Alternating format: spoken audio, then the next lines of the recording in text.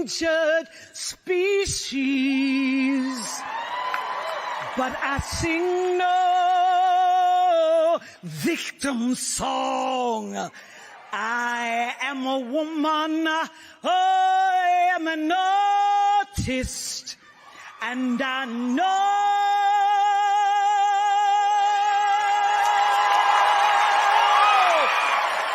where my voice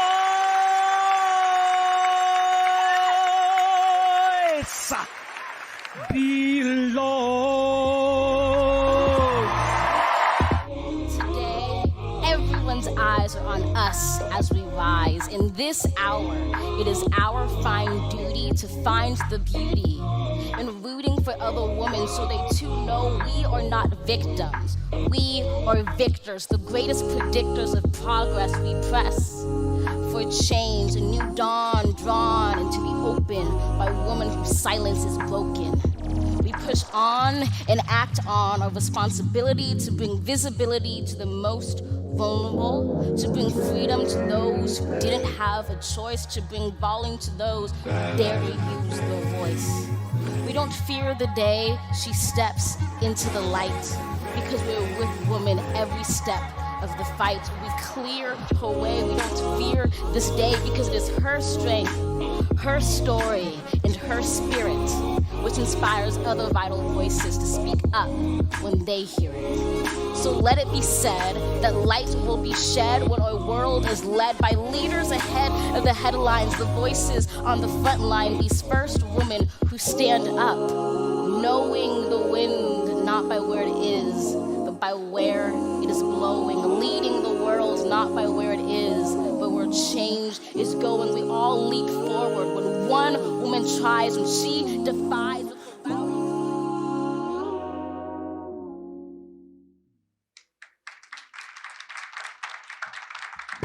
Good morning, good morning, good morning.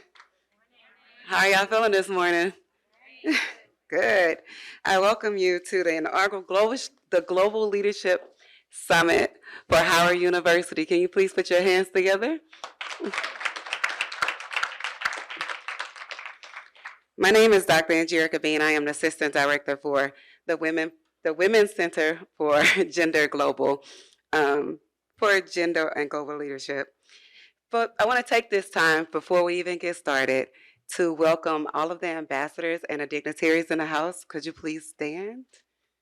If you're a dignitary or an ambassador, could you please stand? Could you please put your hands together? Thank you so much for showing up. Thank you. Thank you.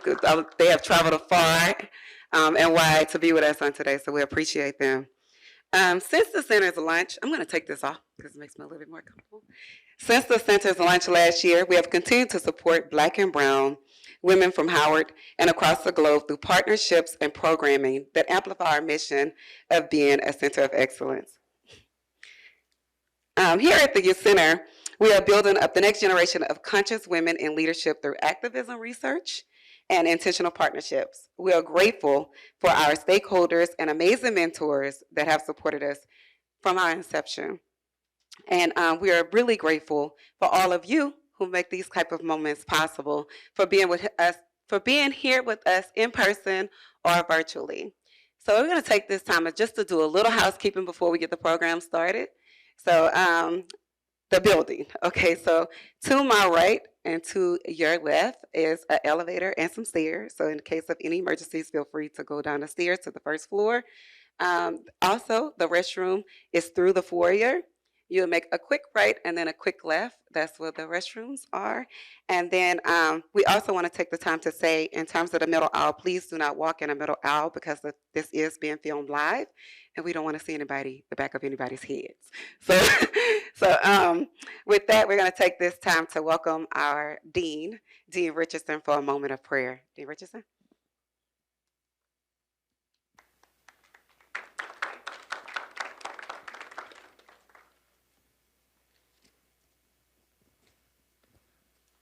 Let us pray. Most gracious and loving God, you are the giver of every good and perfect gift. So we give you thanks for the gift of this day. We give you thanks for the gift of Howard University's Center for Women, Gender, and Global Leadership. We give you thanks for the visionary leadership of our President, Rain Frederick. We give thanks for the outstanding leadership of Dr. Duwani. We pray, O God,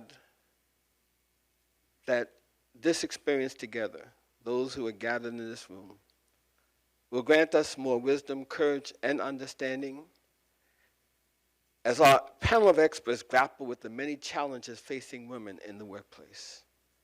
Bless now what our eyes will see. Bless what our ears will hear. Bless what our hearts will feel as we grapple with the great issues of this day. In your name we pray. Amen. Thank you, Dean Richardson.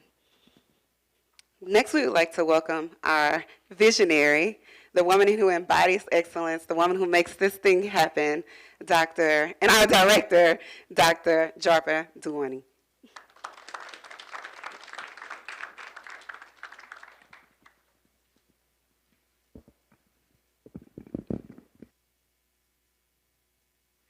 Good morning, everyone here with us today, and good day to those of you watching online, wherever in the world you may be tuning in from. As mentioned, my name is Japa Dawuni. I'm an associate professor of political science and also the director of the Center for Women, Gender, and Global Leadership. I stand on all protocols already observed by Dr. Bean, and I welcome you all to this event today. I would like to begin by a quick reflection. Today marks the one-year anniversary since the center was launched. We launched it October last year, so 2020, but we're still in the same month. And it's the first Global Leadership of Women Summit we are holding as part of our anniversary. A year ago, if you had asked me, where will the center be in 1 year? I would look at you and I would tell you I have to wait for Dr. Fauci to tell me where we will be. Because we launched the center in the midst of the pandemic. I know we are still in the pandemic, but right in the middle of the pandemic. And I had a couple of choices. One, to just slow down and wait for the pandemic to end before we begin activities, or to begin activities so that we could get our foundation set and get our name out there. I chose the latter. It was a harder one to do, but I like hard challenges. So now that we're gathering today to celebrate our 1 year anniversary, it has not been easy, but we also have reason to celebrate. So thank you all for joining us today. I would like to leave you with 3 quick reflections. 1, gratitude. I stand here today not because of who I am, because of who we are. I thank Dr. Frederick, who bought into my vision, who responded to my email and said, give me a proposal by 10 a.m. and I can get you $300,000 to do what you do, which I believe in, which is gender equality. And I thought, 300,000, that is great. I get to do good stuff. Within 12 hours, I had a proposal ready. But that proposal would have meant nothing if it hadn't gone to the next level, which was to the Marin Foundation. And I'm glad to say that today we have in our midst our founding donor, Mr. Jim Marin.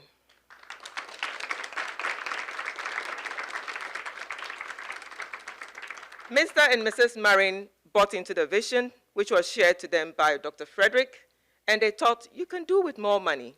We will give you $1 million. And that is how it all started. So it took a visionary and a male ally who believed in gender equality, another male ally and his family who believed in Black women's leadership to activate what we came to know today or come to know today as a center. But it didn't stop with these individuals. We couldn't have done what we've done in 1 year without the support of the Howard University community.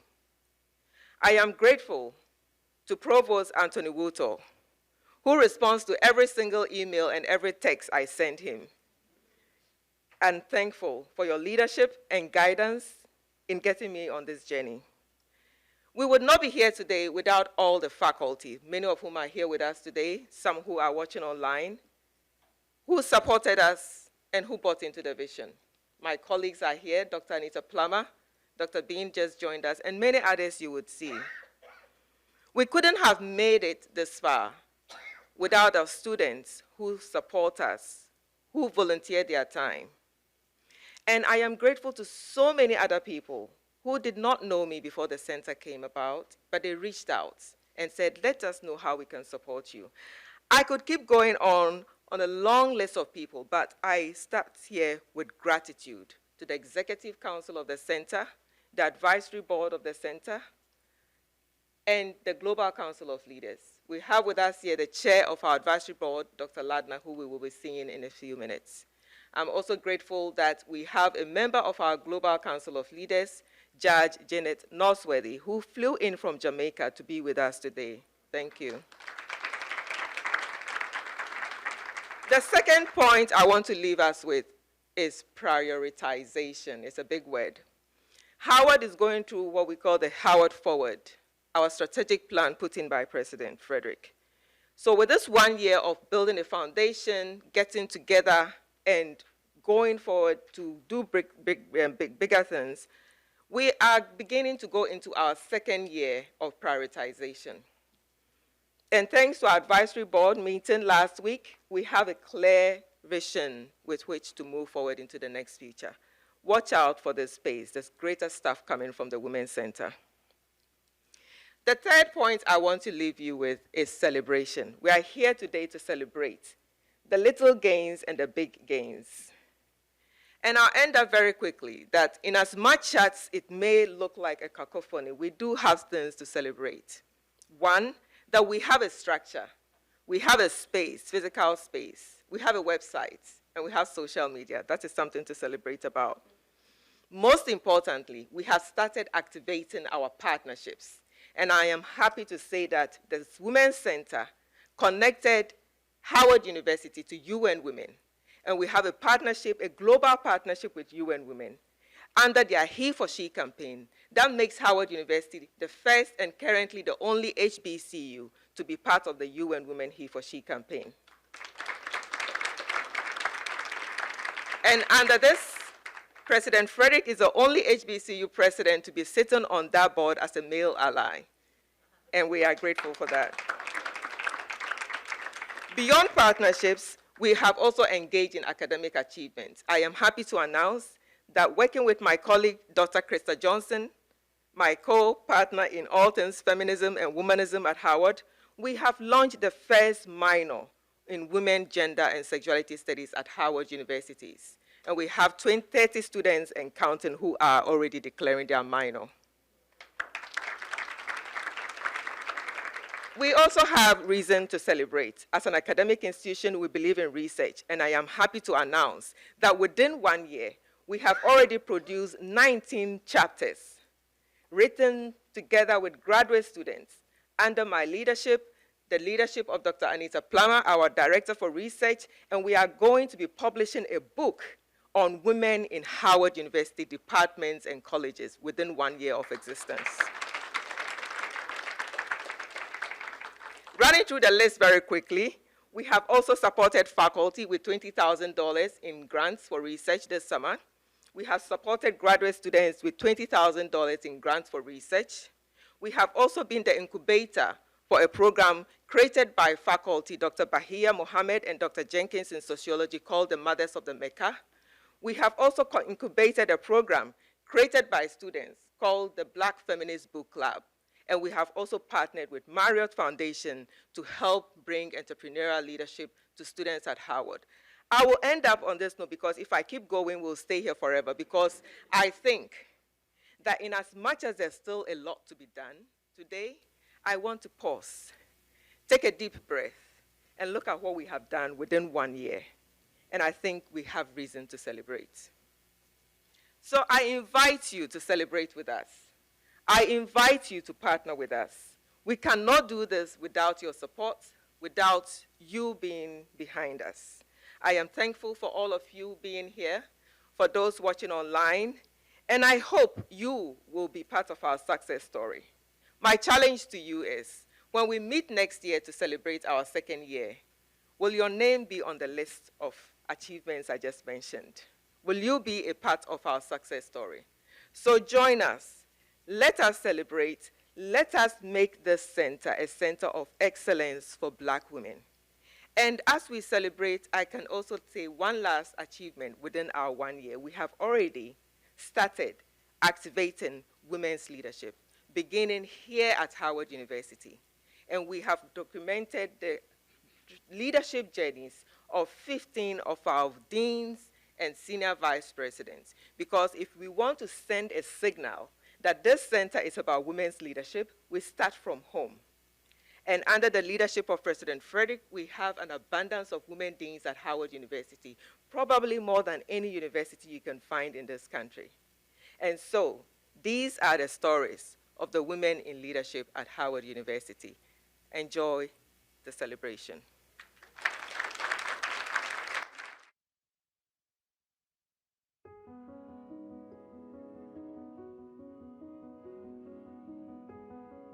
Oh, my top 3 leadership values would be integrity, Persistence. To be innovative, To know your purpose. To read better books. honest, and courage. Be who you are. Do what's important to you. By shouldering a balance of kindness, honesty, and courage, a leader will be able to lead effectively. I see young leaders as being people who are deeply committed to seeing the world be a better place and are willing to take the necessary steps. Leadership actually can be defined as courage into action. I see my work as a humanist, a human being, a Black woman, a faculty member, and an administrator, finding ways to make it irresistible to combat injustice wherever you see it. It is important to understand and to keep in the forefront of our minds what that mission is. When you lead with heart, the results will be very different because it's personal to you to serve the people and get their tangible results to the front. This project is important because it centers the experiences of women at Howard. It was made possible through the support from Pivotal Ventures because it is through our stories that we can understand, hear, and lend authenticity to who we are as Black women and how we navigate the different hierarchies into leadership.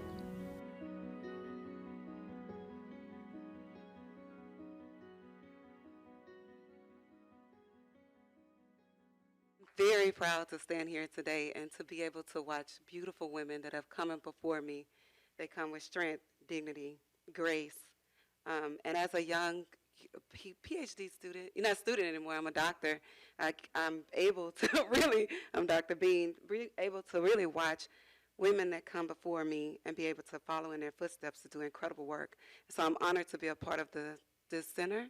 I'm honored to stand in this position, and I'm thankful for all of the things that we've seen here. But as we move on with the program, this is just one of the projects that we were doing to talk about the phenomenal women here at Howard University in terms of Black women in leadership. But Dr. Duwini has not only used the work that women have done here in leadership, she's also, like she said before in her speech, she's done the work across the globe, and we're appreciative of that. But at this time, we're going to transition into some remarks from our great and our incredible president of Howard University. So HU, please welcome President Wayne A.I. Frederick.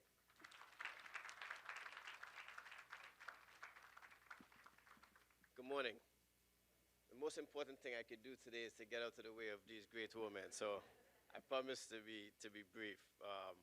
First, I'd like to welcome Her Excellency Gingos. I'd like to welcome the incomparable Professor Crenshaw. And I think this panel you'll have will be extremely special today, and obviously having our own Dean Holly moderate such a august discussion, I think is a fitting way to celebrate this. I want to thank Jim Morin. Jim Morin is a trustee at Howard. I met Jim Morin a few years ago, and when, as Dr. Duwani told the story, when she called me, I had no doubt in my mind that I could call on Jim and Mrs. Moran at the time to make such a donation. And like she said, he didn't hesitate, but he tripled the amount, and for that we're thankful. So I want to thank you for your stewardship as well.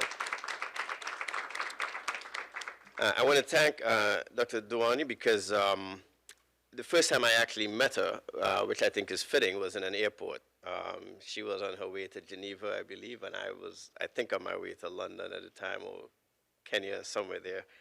But we met at Dallas. She walked up to me and introduced herself, informed me that she was, at that time, I think, an assistant professor here at Howard, and what she did. And I was curious enough that when I returned, I reached out to her so that we could chat. She told me about the work that she was doing, and so I was familiar. I point that out because I think it's important for faculty members at the university to recognize that I am here to just facilitate what they must do and remove the barriers.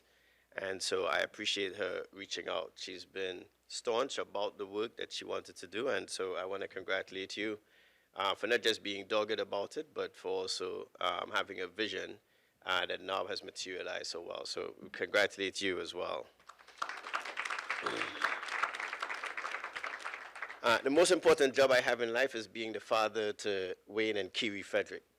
Kiri Frederick is a 16-year-old junior at a high school here in DC. She is an activist, a lawyer, and I have to get out of this role before she gets to college so that she doesn't come and protest at my office. But I mention her because at the age of 8, she came to me one day and said she did not want to join a gifted math program that was at her school. And when I inquired as to why, the school administration also called me to press me about it. And so I went to her and I said, listen, this is a good opportunity. You can participate in this program. The students who have done very well.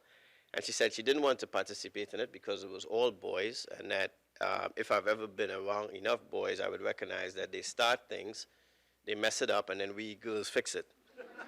And I immediately dispatched myself to my room quietly because I realized that she just had solved something that many of us probably are too polite to say.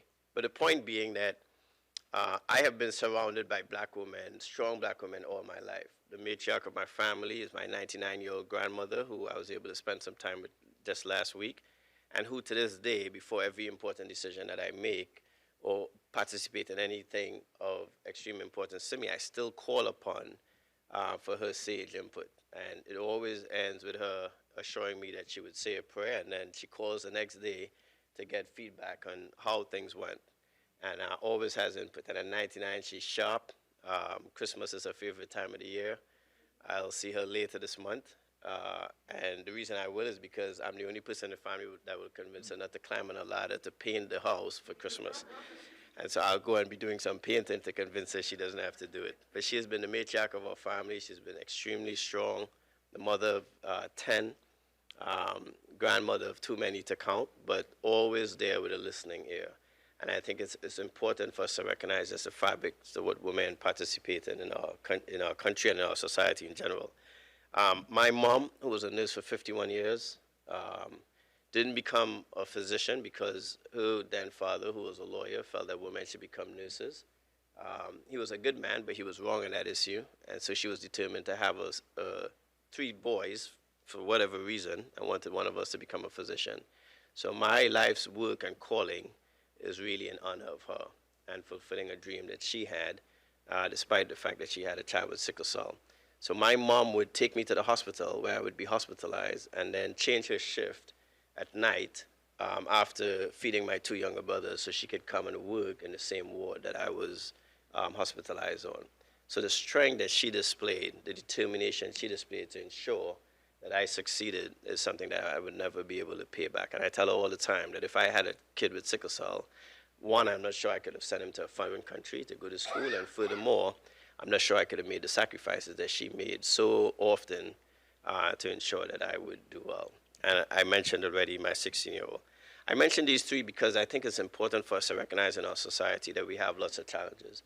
Black women here in DC are more likely to die giving birth than in most countries around the world, right here in the nation's capital.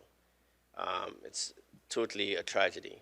Black women who live in Ward 7 and 8, have a 16-year less life expectancy than a white woman who lives in Ward 3, right? And that's separated by 5 miles right here in the nation's capital. So this work that Dr. Duani is doing is essential to life. It's not just about simple empowerment, et cetera. For some people on a daily basis, it's a struggle to just exist. And to exist in a quality way is what we have to be about. So I'm very grateful. And Dr. Duani, you're right. When I got here, we had 1 woman dean out of 13. Dean Holly will tell you that the DNA of Howard University is social justice. And yet still, we sometimes are very loath to speak our truths. We had 1 woman dean out of 13. Today, I'm happy to announce that with the announcement of Dr. Andrea Hayes taking over the Dean of the College of Medicine October 1st, we now have 11 deans out of 14 who are women.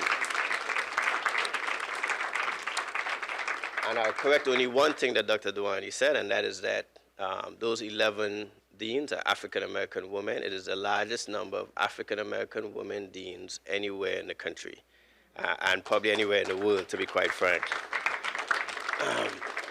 There are all women's colleges in this country who have less women deans than we do. So just to be clear, so I'm very proud. All of that to say that my successor, as I've said from day one, will be a woman. And if not, I'll have to come back here and protest myself. And I want to close by, one, acknowledging my deans who are here. So if you can stand so that we can thank you for your support.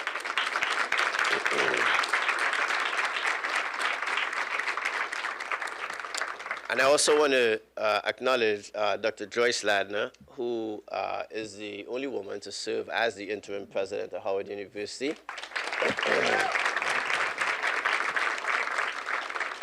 I noticed in your program she's listed as a civil rights activist and sociologist, and I want to make sure I correct it next year so that it says former interim president of Howard University as well. So we thank you for your past and continued service as well. So as I leave you, I want to, again, thank everyone for participating and bringing their support. Your presence and showing up is the first thing that's important. And what is just as important is for us to be allies, us as in men. And not just to be passive allies. It's not about just staying out of your way, but it's making sure that we make a path. And so while there's a lot to be proud of at Howard University, we have to keep pushing. 74% of our undergrads are women. The leadership needs to reflect that. It does now, and it has to do that all the way to the top. But we have to have programs like this that flourish. We have to have opportunities that continue to open up for everyone, and it's not just about equality. Women are overrepresented at Howard University, and therefore you should be overrepresented in every aspect of the university as well. And I stand here fully supportive of that. So Dr. Duani, again, I thank you, congratulate you on the first year, and I look forward for this wonderful program and especially this discussion. Thank you.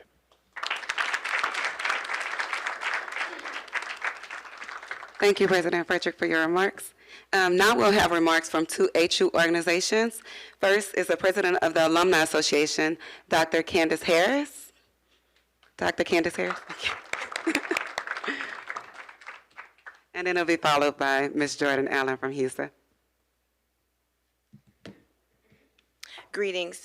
It is with great excitement and gratitude to Dr. Duani for reaching out to me that the Howard University Alumni Association will be partnering with the Women's Center to collectively work towards amplifying and building the next generation of women leaders from Howard University. HUAA's 6-point plan, Bison Engage, Network, Give, Access, Galvanize, and Excellence, embodies the university's current strategic plan of moving Howard forward. It focuses on and addresses the need for the Alumni Association leadership to develop and create ways to engage and sustain multi-generational alumni to collaborate and partner with the university administration, and it provides action strategies for alumni, students, and friends of Howard to support Howard University. Based on the discussions that I've had with Dr. Duani and under my tenure as HUAA president, we will use the Bison Engage framework to guide us through collaboration with the center's forthcoming Pathways to Leadership program to support Howard University students, to support Howard University students, as well as through sponsorship, mentorship, and other programming. Our alumni have engaged tens of thousands of alums and led hundreds of college fairs and workshops, recruited thousands of students to the university, and as well, we've been able to raise over $300,000 in scholarships this year and raise over $1 million in emergency scholarship funding during the last 2 years. Thank you. And with your help, we will continue to do so proudly. With this partnership, it is our hope to increase access and to utilize our global bison network in such that we can galvanize bison in action by coordinating global, national, and local events for opportunities for our students as well as our alumni. We also want to be sure that we continue the legacy of Howard University excellence, activism, and social justice through sharing our stories and providing opportunities for students and alumni to thrive. Now, shameless plug. I invite all Howard University alumni to serve our alma mater through your time, talent, treasure, and your leadership. So please visit alumni.howard.edu for more information or follow us on our social media, the HUAA. Thank you so much, and I'm looking forward to today's programming.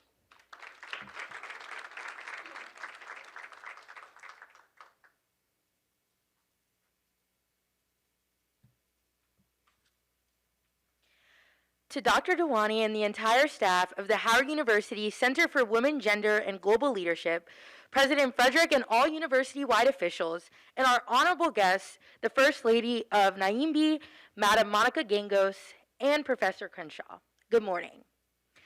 My name is Jordan Allen. I am a senior marketing major from Fort Lauderdale, Florida, and I currently serve as the 62nd president of the Howard University Student Association. It is my privilege and honor to greet you and extend a warm bison welcome on behalf of the Howard University Student Association and our beloved student body. Howard University has long been a sacred space that has nurtured and developed creme de la creme Black leaders that go on to challenge the status quo and reimagine to create a world that strives for equity and equality for all people. And while this institution strives to educate and advance our community as a whole, there's a different level of emphasis on our female student leaders, with over 2/3 of our student body population historically being served by women. Being that the Black woman is the most disrespected woman in America, this institution still strives to nurture its graduated female class to occupy positions that leave no option but for the world to see them as the most respected, seen through our first female Vice President of the United States and Howard University alumna Kamala Harris. I can only imagine what it would have been like for a center like this to be open during Kamala Harris's matriculation here at Howard University. Given that, I think it is so monumental that Amanda Gorman, the first United States Youth Poet Laureate, spoke at her inauguration. I had the opportunity to meet Amanda Gorman before at her lead fellowship in 2017, where I was an Ann Taylor Fellow. And during that time, she reminded us something that she reminded everyone during the day of the inauguration. A quote that she wrote was, "We remember this and more, so we might imagine a day for the girl without such furs, where the wind opens the floodgate for the river of women behind her." This center stands as a reminder of all women who have stood up and paved the way for students like me to continue the work they have chartered and make a difference in the future. It is an honor to stand in the history and to be a part of the first annual Global Leadership of Women Summit here at Howard University Center for Women, Gender, and Global Leadership. Thank you to all honorable guests and speakers for gracing us with your presence and wisdom today, and I look forward to the impact the center will continue to have on the student body here at the university. Briefly, I apologize. I do have to dip out a little early. I have a test in 20 minutes, but thank you for all of the work that you are doing, and thank you for allowing Houston to be a part. Thank you, Dr. Harris, and thank you, Ms. Allen. Pass that test, girl. Make us proud. Now, right before we do the fireside chat, we are going to have a brief interlude, and so we'll have a special performance by Dr. Rebecca Dupas, a spoken word piece. So Dr. Dupas is an educator, author, photographer, entrepreneur, and award-winning poet. She was recently named a Baltimore legend in the Baltimore Crown Awards Her latest work includes a collection of original poems entitled Not Without Black Women, and a children's book, Mario Goes to the Museum, exploring the Black experiences of Black people. And today, she will perform a spoken word piece. Dr. Dupas?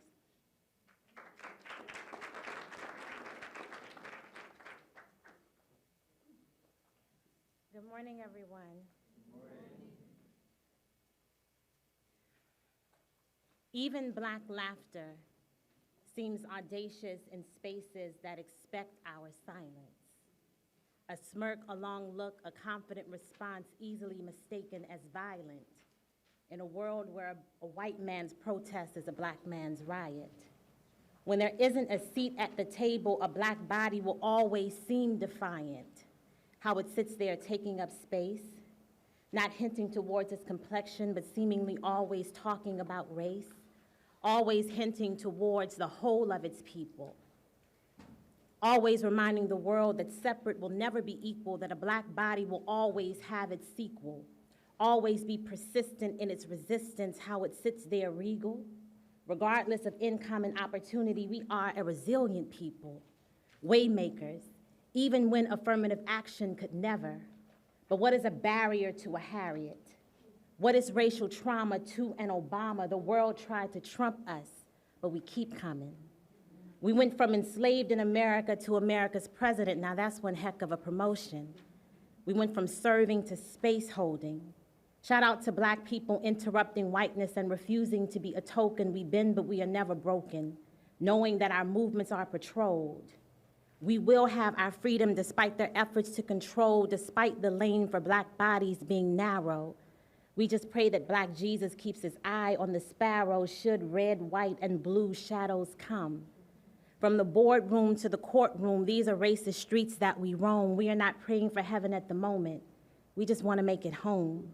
Should someone decide that our lives don't matter enough, should our colleagues or neighbors think that they are going to Amy Cooper us, this is the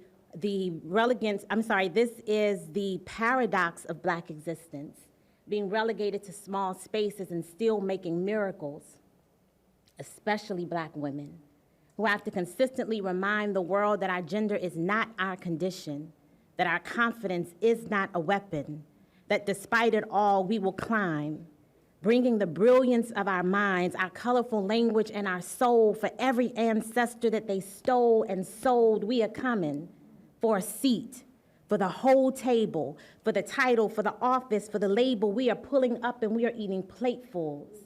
We are never wasteful. We are making up for every single meal that we have been denied. We have our own chairs and we're scooting up telling people, okay, it's time for you to move aside. Thank you.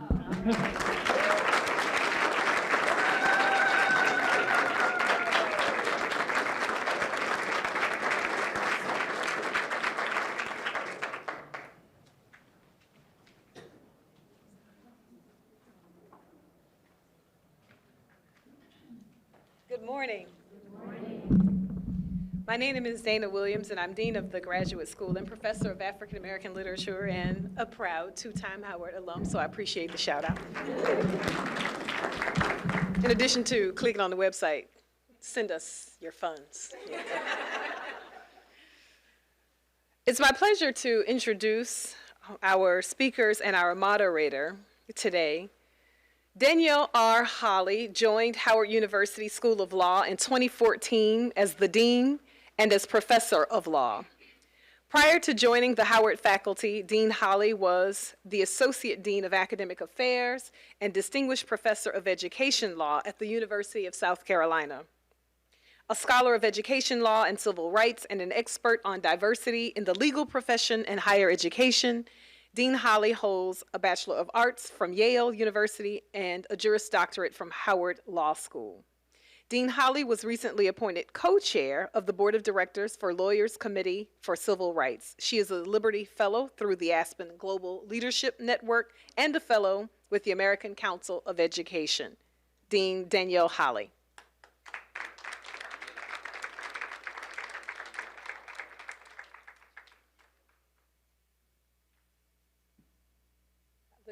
So I'm looking, I can't hear when I can't see, you know?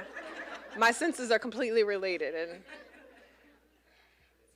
And I'm usually pretty good at this. Like, I judge people, honestly, who can't, like, read lips. So, my apologies, President Frederick.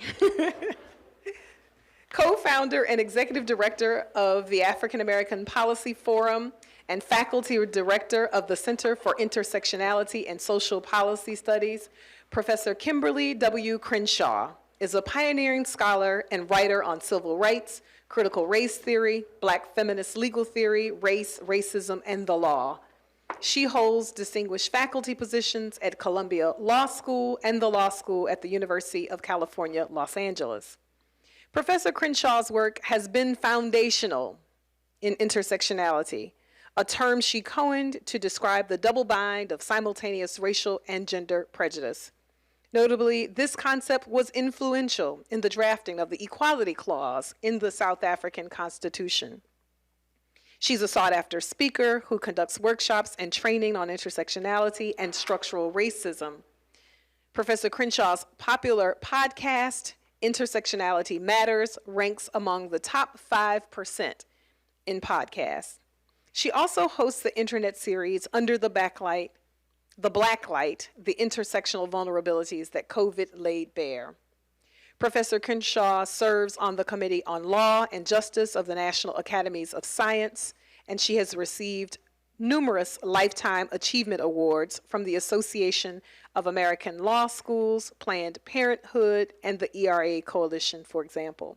Prospect Magazine and We Agree named her one of the 10 most important thinkers in the world.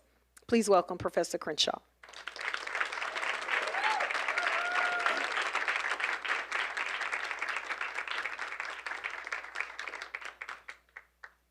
Her Excellency, Monica Gingos, is an attorney with more than 20 years of experience in the financial sector, having held senior roles in capital markets, corporate finance, and private equity.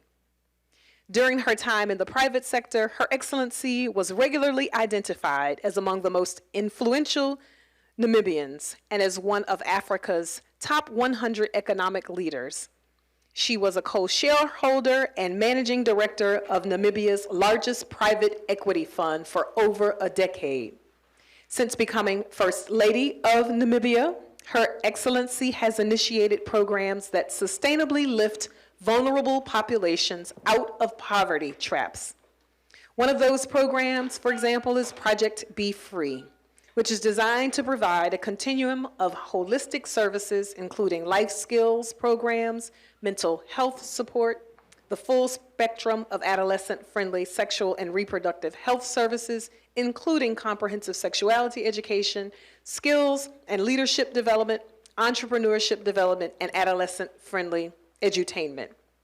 Please join me in giving a warm Howard welcome to our guest, Professor Crenshaw, and Her Excellency Gingos.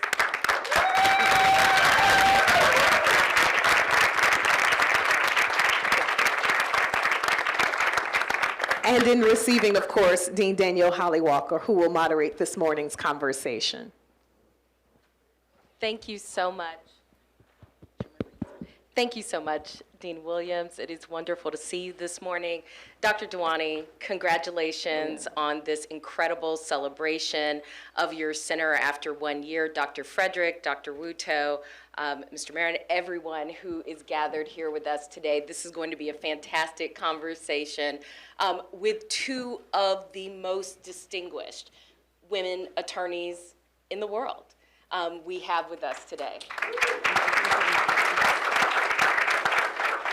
It is just an honor to be with both of you today, and we can't wait to hear about your journeys and about the future, really, for women around the world. So, Your Excellency, let's start with you. Tell us a little bit about, and Professor Crenshaw, you can follow, about your childhood and when you made the decision to become an attorney and an entrepreneur, and a little bit about your journey to where you are now.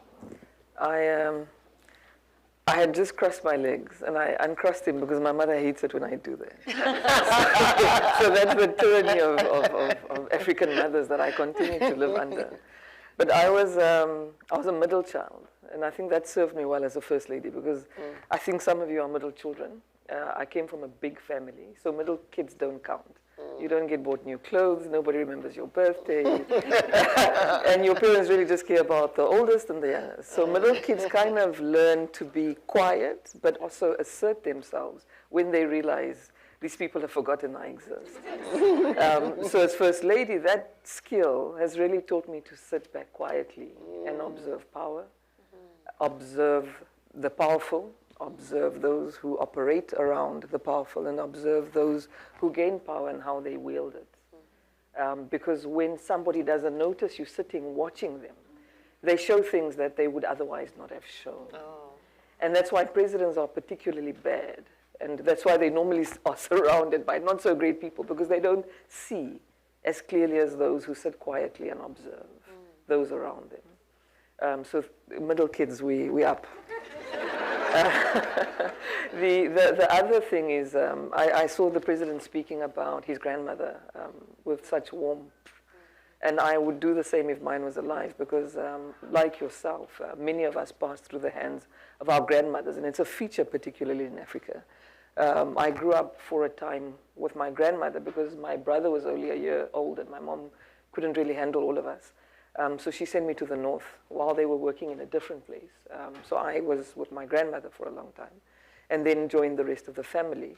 But many of us also sent our children to our mother. So she was also an active grandmother. And I too have looked after many family children. So I come from an extended family where relationships are important. And politics is difficult for me because relationships are transactional. And I mourn whether it's a friendship, whether whatever it is. So that's one part that I'm not adjusting to well. Then in terms of career, I think with me it was, I decided to go into the capital markets when and I say this with humility, when I felt that I was going to do well in law.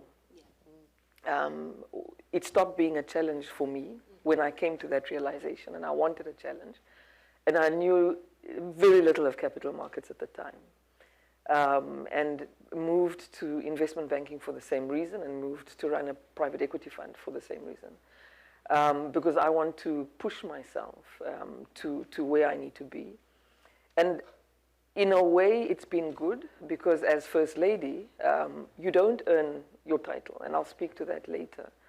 So it was important for me to have done so much before, so that I don't need anybody to wonder, what has this one actually done to be here? And it's important, I think, for women to earn your title, because you'll always be questioned. It was a pity you read my CV, because one superpower I have as a First Lady is being underestimated. It's fantastic, because I can only do well. I can only surprise you. So it's a great thing sometimes to be underestimated, whether it's as a black woman, whether it's as a First Lady, because you can only overachieve. So I tend to take a positive view on everything. So I had a chaotic childhood, but it wasn't traumatic. I was protected from harm, and that was important, because I'm able to go back to my childhood. Look, there's some things that you'll recognize when you revisit your childhood with adult eyes, that, oh, wow, those people were about to get divorced at that point, or there was something wrong with that uncle. But fundamentally, I was protected from harm. And that enables me to navigate life without a lot of baggage, nor do I pass my trauma to my kids. And what I always recommend to my friends when I see they've got untreated trauma is get healed, so you don't break more.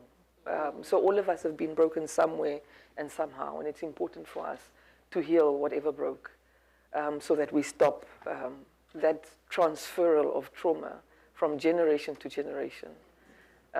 So that's where I come from and how I think about things. It's wonderful. Professor Crenshaw. Well, so first of all, I want to thank Dr. Duani for giving me an opportunity to make my mom proud. If she were here, she'd be so happy. She was a proud graduate of Howard, and I know she'd be delighted to know that I'm part of this amazing conversation, so I'm very honored. I also want to give a shout out to our Chief of Staff, Sharmina Nelson, who is also a Howard alum and always brings Howard into our conversation. So really, really delighted to be here. So, I start with my mom because in my house growing up, a lot of black folks have pictures when I grew up of John Kennedy, Martin Luther King. We had Thurgood Marshall, and we had the House of Representatives, the black folks from the 19th century. Those were pictures in our house. And so that more or less, set an expectation both of internalizing the imperative of making the next generation better off than the one before, and seeing law not the way that some people see law as, in pejorative ways, but seeing law as potentially transformative. So that was sort of the backdrop. But if I were really to trace from childhood some of the habits and the play that I engaged in, if you were to predict what I was going to be, you might have thought that I was going to be someone in financial markets, because my favorite game growing up was Monopoly. I loved Monopoly. I loved Monopoly so much that my parents bought me for Christmas like this suitcase, this little tiny, it was a briefcase. You open it up and the money was all there, and you could I loved it. I loved having the little hat going around the board. That was me. And it's at a certain point I learned that you were more likely to win if you were winning when your parents called you home. And you said, okay, let's just keep all the stuff that we've got in this round and start the next round exactly where we left off. So I'd write down what everybody had, where people's little, things were on the board. So when we got back, we would start exactly where we started, right? So in that way, I was beginning to learn that the rules about how to play the game can be used in a way that allow for advantages that were won in one generation to just be passed on to the next one. The only question is whether I could convince everyone else to accept my rule that if I'm winning, I get to keep what I have the next time we play. And so some of the advocacy for trying to present and persuade people to accept a set of rules that may actually disadvantage them was part of the skill of actually being a lawyer. So that kind of was in the back of my mind, and it was only when I got to law school that I realized, okay, this is the game that gets played across generations and throughout society. There's some rules that got established when we weren't part of the game. We didn't have pieces on the board. We didn't go past go. We didn't get a chance to buy Boardwalk. And we are still living by those rules that put some people in an advantaged position over others. So once I figured that out, then the question was, well, how do rules create race? How do rules create what advantages get associated with what race you are? How is it that the limited scope of what counts as equality takes into account those rules and treats them as natural, normal, just there? They don't look at that stuff over there. Just look at where you are on the board. So a lot of what drives the work that I do is remembering all the way back when I was in control of the rules and how I knew how to set up the board in a way that advantaged me, and then turning that inside out to see how it's playing out. So that's more or less the kind of immediate trajectory. And I think if I were to also go back and just talking about the way that sometimes trauma contributes to what you want to do, my father was the director of public housing. And one of his passions was to create scattered site housing, namely to move away from ghettoization of people who are housing poor, and create the same kind of opportunities to live in the same kind of neighborhoods that everybody else. Public housing shouldn't necessarily mean concrete jungles that are underserved and don't facilitate the best things in life. So his goal was to spread public housing all around the county. Of course, he encountered a lot of resistance, and one of his goals was to go to law school and learn how to fight, right? How to take up those rules and change them. So I was so excited when he went to law school because he had to study and I had to study. So my dad and me, we were studying together. And so I would see him, look at these big, thick books, and I just couldn't wait till I could do it. And then he passed suddenly when I was 10, and he was in his second year of law school. So I think some of my desire for law school was to reconnect with my father's passion. I had all those books, and so I would sit at the big desk and pretend like I knew what the heck they were saying. So the idea was to grow into this vision that my father set and that my mother helped shape. It's really powerful. So we continue in the year 2022 to have just tremendous deficits in terms of the representation of women, especially in the fields that the two of you are most associated with in terms of law, capital markets, private equity, venture capital, all of those areas, and academia, as we heard Dr. Frederick tell the story of the transformation of women in leadership, and I see our COO is here, Dr. Dubois. The transformation in leadership even that we've seen here at this university over the last 8 or 9 years. Talk to us about, and we know in law, only 2.5% of lawyers in the United States are Black women. Only 2.5%. Talk to us about why we continue to see those gaps and deficits, and what we, as current leaders who represent that very small percentage of people in our professions, what should we be doing to kind of encourage an increase of women both in our profession and also in leadership? Your Excellency. The numbers are important. I look at a country like Namibia, where we have 40% women in political leadership. Our parliament has 40% women. It's higher than the US. And how did we get there? It happened because of quotas. So personally, I used to be against quotas for women's leadership in the beginning of my career. I've changed my mind. It is the only way to accelerate the advancement of women.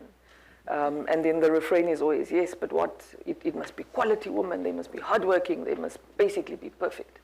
And I say, no, they can be as imperfect as the men in leadership. And so I'm not advocating for average people to ascend. I'm advocating for everybody who goes into leadership to be judged by the same filter that women are judged when quotas are applied. So certainly quotas. So the numbers are important, but they're not enough, because I know many female lawyers who've left the profession simply because they felt unseen, they felt unheard, and there just wasn't enough, the approach wasn't differentiated to take into account their very specific circumstances. Let me use the example of law. I don't know what the system is in the States, but in Namibia you need to be an articled clerk. Now, many of us, when we leave university, our parents don't understand this business of articled clerkship, where you get paid a pittance. So they understand once you graduate, you're a lawyer, you're earning money, you must look after the entire family. Now I need to transport myself. I need to have accommodation, and I'm earning very little. I can't help much at home. So home is not supportive. They want me to get a real job. Whereas my counterparts, male and female, have parents who can afford to buy them cars, pay for their rent. And it does make us make some short-term decisions about not going into law firms or staying in law firms, and rather going for utilizing our qualifications for something that can give us higher remuneration so we can take care of the obligations that we have towards our families. So the workplace often doesn't understand the responsibilities of women, particularly Black women. Then there's So we must create a differentiated approach, and also recognizing Black women are not homogeneous. There's differences between your experiences and my experiences, but the world doesn't see that difference. When we sit next to each other like this, and you don't know that I'm an African and she's African American, the world sees us as the same, judges us through the same lens. So there's a lot more similarity than what sometimes we appreciate in how the world sees and treats us. And then the last one that I struggle with, and I say this respectfully, I say it for the sake of brevity, but the Beijing conference women are clashing with a younger generation of women, where younger generation of women are feeling betrayed, they're feeling misunderstood, they have much more progressive views, and they're not understanding each other, with the Beijing conference women who are becoming, perhaps as they age, a little bit more conservative, a little bit more accepting of the status quo, and a little bit more of be patient, wait your turn. And many of us find ourselves in the middle. I understand and recognize where the Beijing women are coming from. I was too young to go to Beijing, so I'm not a Beijing woman, but I'm also not part of the younger generation of women. And we must find a way, I try to do it personally, where we provide more support to a younger generation of Black women, and understand that means us transitioning slowly out of the system, so we can make space for an intergenerational mix of different views that we are tolerant over. Because again, sometimes we don't understand that our experiences are not the same. There are women who have different experiences. I see my ambassador from Tunisia to DC is here. So even with an African woman from North Africa and me from Southern Africa, there'll be differences, but fundamentally, there's things that are very similar in us. So in recognizing these differences, but also recognizing that the barriers seen and unseen that we need to overcome are fundamentally the same.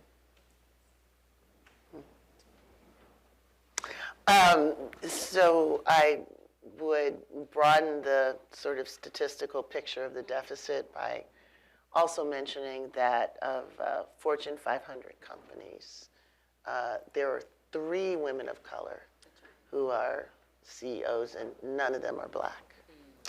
I would say within the C-suite, there are about 3% Black women in C-suite. And I would say 7% of the workforce is Black women. They're 12% make up the lowest wage level in the American workforce. So when it comes to economic hierarchy, Black women still are deeply marginalized compared even to the marginalization of white women, compared to even the marginalization of Black men. So some part of that is, I call it intersectional marginalization, right? It's race and gender and class are all contributing to create the economic circumstances under which Black women's aspirations are sometimes muted, reversed, and towed under. What do we do with that? So I would say there are institutional realities, but equally important are cultural, political ones. I think institutionally, there's a lot of information that tells us why when Black women enter into the workforce, that their upward trajectory is stalled. We know a lot about how mentoring, for example, is a disproportionately unavailable a sort of accelerator for Black women as compared, of course, to white men, but also as compared to white women and Black men. Sometimes I say that if we think about who the most likely mentors are, in this moment, they're still white men. And it's still the case that mentorships actually take place over sort of social familiarity, right? So I sometimes call this, can you fit within his imaginary in his locker room or his living room? If you can play golf, talk about sports, go out and hang out, you can sort of cross that racial divide. You got a little bit of something to work with. Or if they can say, you know, you remind me of your daughter. My daughter, or you remind me, you know, of a teacher I had, or I really want to mentor young women, but I don't look like his daughter. I'm not the kind of person that he would think, oh, our mentorship situation can be framed in something that feels familiar. I simply say that that's what intersectional marginality adds. It's not as though it's completely different from the ways that white women experience barriers, and it's not completely different from the way black men do, but the resources that you have, the discourses of familiarity that help you negotiate that difference are less when you're 2 steps removed. God forbid if you're 3 or 4 steps removed from those who still hold the seat of power, who can determine whether when he looks at you, he sees a manager, a go-getter, or he sees somebody who is angry and pushy, and we don't know what to how to deal with her. And I think any black woman who has tried to, you know, rise in the ranks of leadership knows that that is a very thin line that we have to navigate between being, you know, a no-nonsense leader and being seen as, well, y'all know what the word is, right?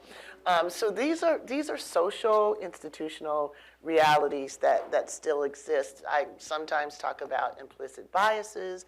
I talk about attribution error, you know, just the fact that if they don't have categories for you, or if the category in which you sit in is one that's already shaped by a range of stereotypes, when you do performances that fall outside of that stereotype, it's literally hard for people to remember it. Yeah. They don't have a file for it.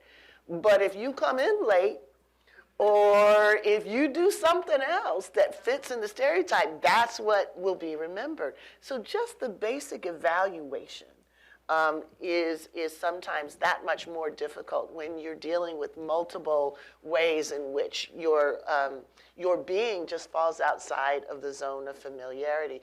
The easiest way that I sometimes talk about it, and this is apocryphal, I think everybody has heard this. There's the story where a father and son get into an accident. The ambulance rushes the son to surgery. The surgeon comes in, looks down and says, oh, I can't operate on this person. This is my son. And it's like, oh my God, how can the son have 2 fathers? Well, you know, nowadays that's a possibility, but traditionally, you know, back then, the whole point of the story was you imagined that the surgeon was a man.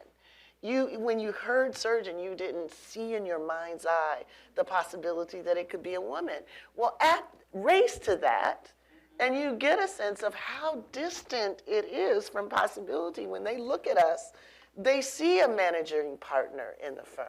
They look at us and they see the CEO, you know, of a major, you know, corporation. So these are still the things that we're dealing with. And I'll just end by saying, when I say it's partly cultural, there was a magazine cover story. I don't know if it was Newsweek Time or something, about a decade ago, and it had Beyonce on the cover, Star Jones, maybe it was Oprah, somebody else wildly successful, right? 3 of the most successful black women in the world. And the tagline was something like, you know, so black women are successful. Will that defeat their ability to be partners? Now, that's a whole nother conversation that we can have. But the main point is that there is this assumption that black women are doing well across the board. There's this assumption that they are actually doing, you know, socially, economically better than their male counterparts. And that assumption actually suppresses conversation about what the gendered barriers still are that black women face. And I think it's going to show up in politics. There are a lot of people, I'm talking to folks in Georgia a lot, and they're telling me that there's some conversation within the black community that black women have gotten too far. You know, there's Kamala Harris, there's Ketanji, right? And I'm like, there was Barack before Kamala, and Thurgood Marshall was on the Supreme Court. You know, he was appointed in '68.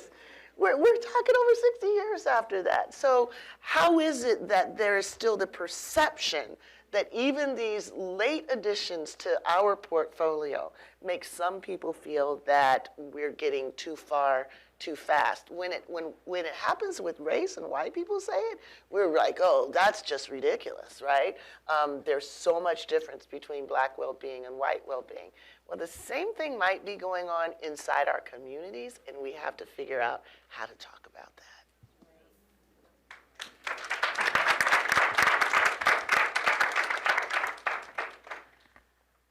So we've heard about your career as an attorney and as an entrepreneur, but you have one of the most unique roles that almost any woman in the world has. You are a First Lady.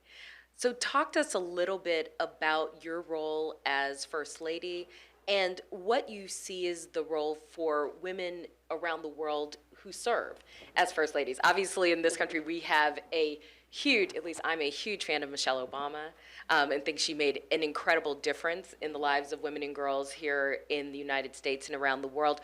What do you see as your role, as particularly as First Lady, and the role of First Ladies around the world?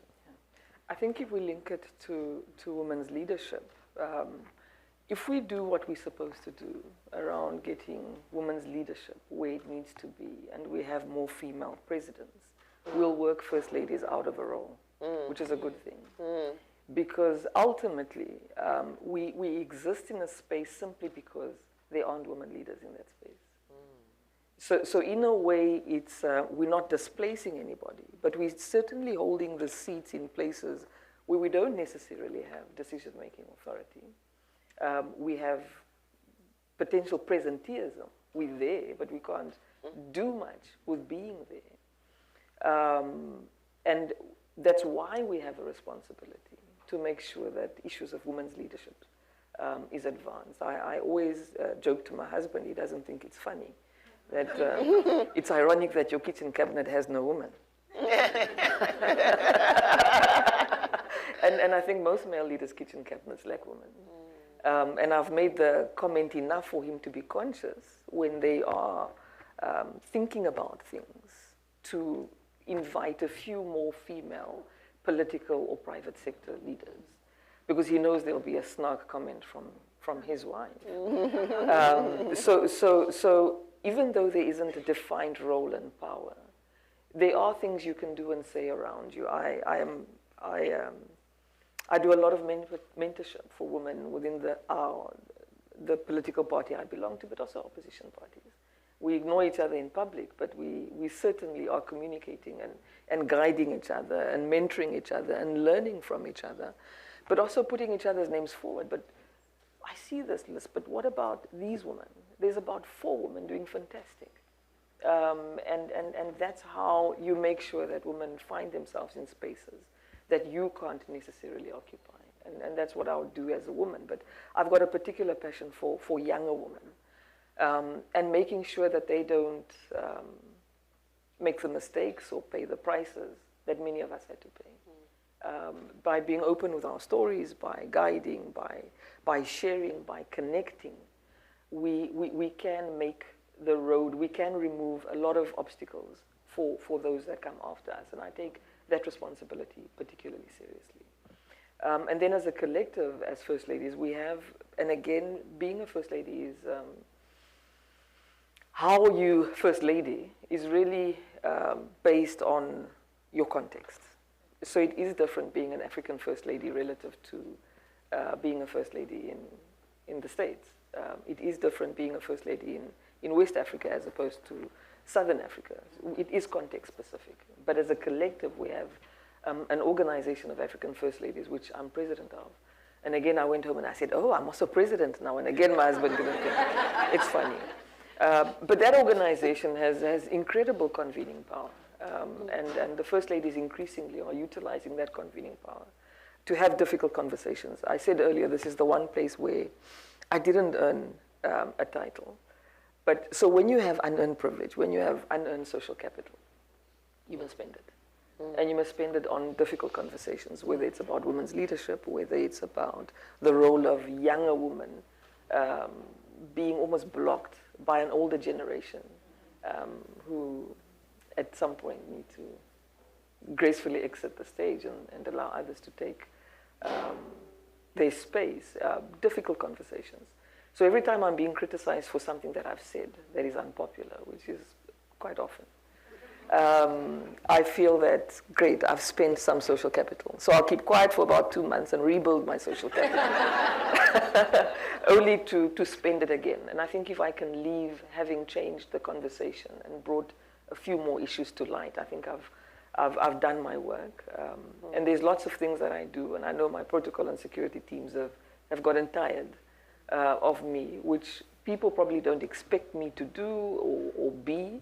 But I think it's important for the next First Lady as well, for me to break a few of the confines in which we're forced to operate.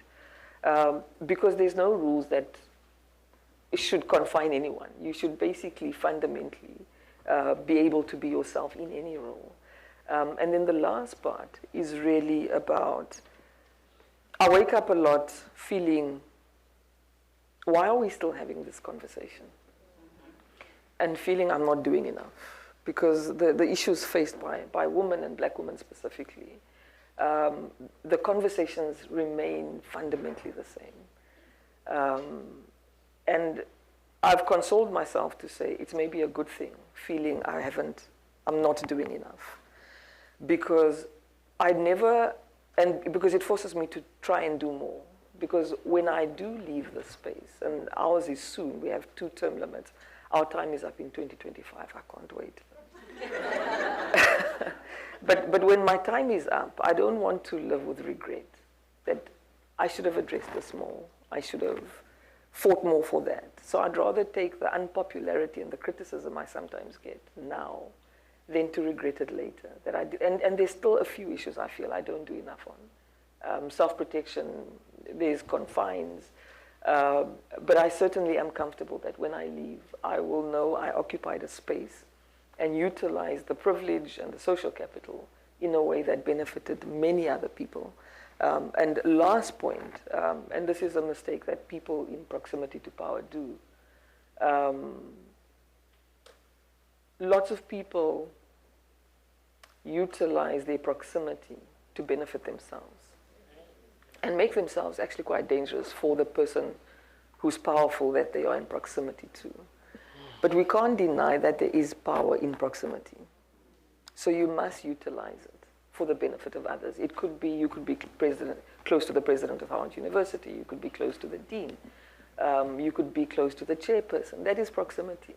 But when you utilize it only for yourself, it's a missed opportunity for everybody else who doesn't have that proximity. So how I see my role and how I see the role of most First Ladies is that we must be a connector for people who otherwise wouldn't be in those rooms, who otherwise wouldn't be able to access. Professor Dawani, you said, thank goodness he answered my email. Politicians aren't great at answering emails, so you're lucky. So sometimes I'll have to send that email for somebody else. So I try to be conscious about and intentional about how I use my proximity.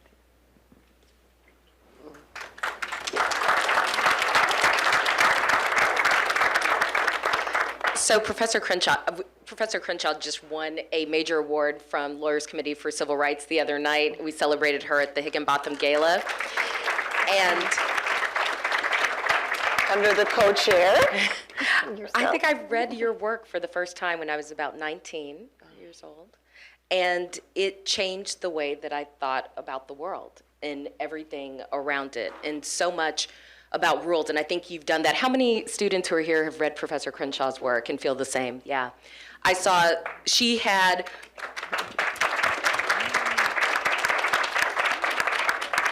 probably everyone who was celebrated at that gala, there was the longest line to meet you. and included a 10-year-old boy who was the son of one of the Capitol police officers from January 6th that we honored, who came up to me and he said, please, please, please, can you introduce me to Professor Crenshaw? So your work on critical race theory and on intersectionality has transformed how people think about law, how we think about ourselves. And I think over the last year, what's happened is critical race theory has obviously become completely demonized by people who have no intentions to actually understand what critical race theory is, but are simply using it as a scary boogeyman for talking about race at all.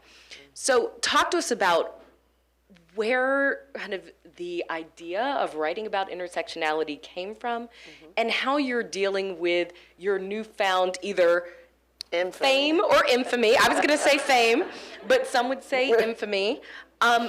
And what it means to you to have, this platform to really talk about your life's work in this way for people who are not lawyers, because probably 2 years ago, the only people who would have known intersectionality would have been lawyers and college students who studied it, and now the entire world knows about your work.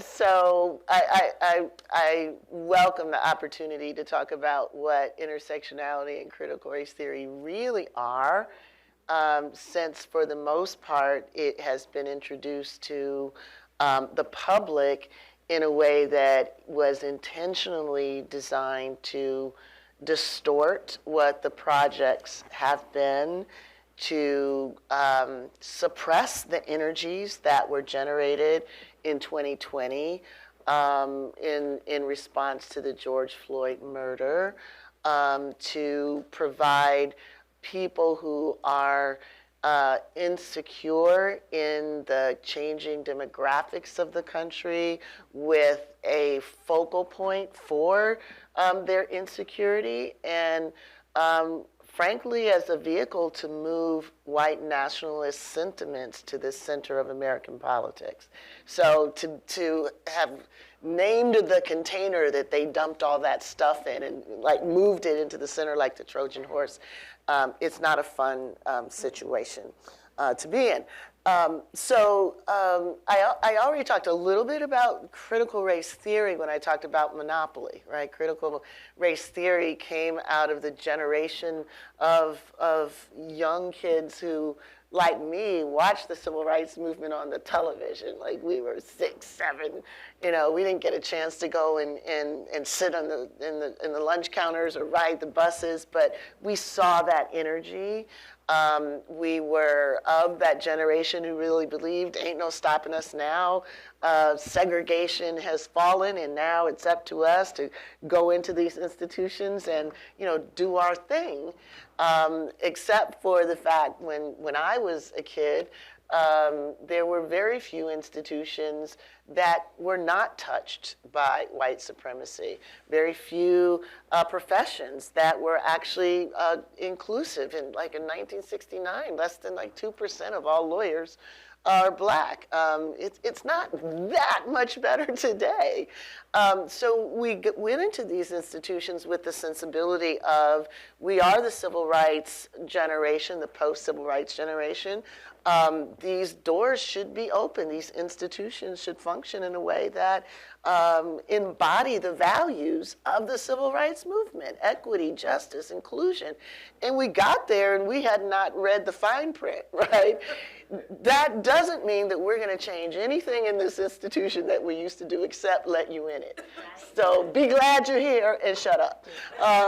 And we were thinking, well, what is the point of spending all this money for this professional degree that is undereducating us, miseducating us, not really telling us the truth about how law had functioned, both to create race, to create the disadvantages associated with race, to back up and ensure the advantages that went to other races, namely not us.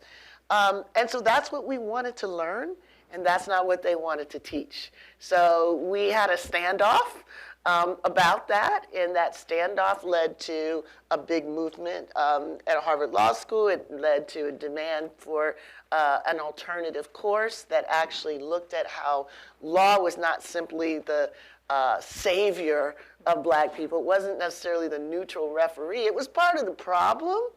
And if we couldn't name the problem, we couldn't solve the problem. So critical race theory just came out of that instinct to say, we need to talk far more honestly and critically about the role law has played and is continuing to play in maintaining racial hierarchy. That's it. That's all of it. Now, that's not what you're getting in the newspapers. That's not what you're hearing when parents are going to school boards saying, just because I don't want my kids to be taught critical race theory doesn't mean I'm a racist. Well, kind of does. And so intersectionality is situated within critical race theory because I was interested in how the law deals with questions having to do with black women.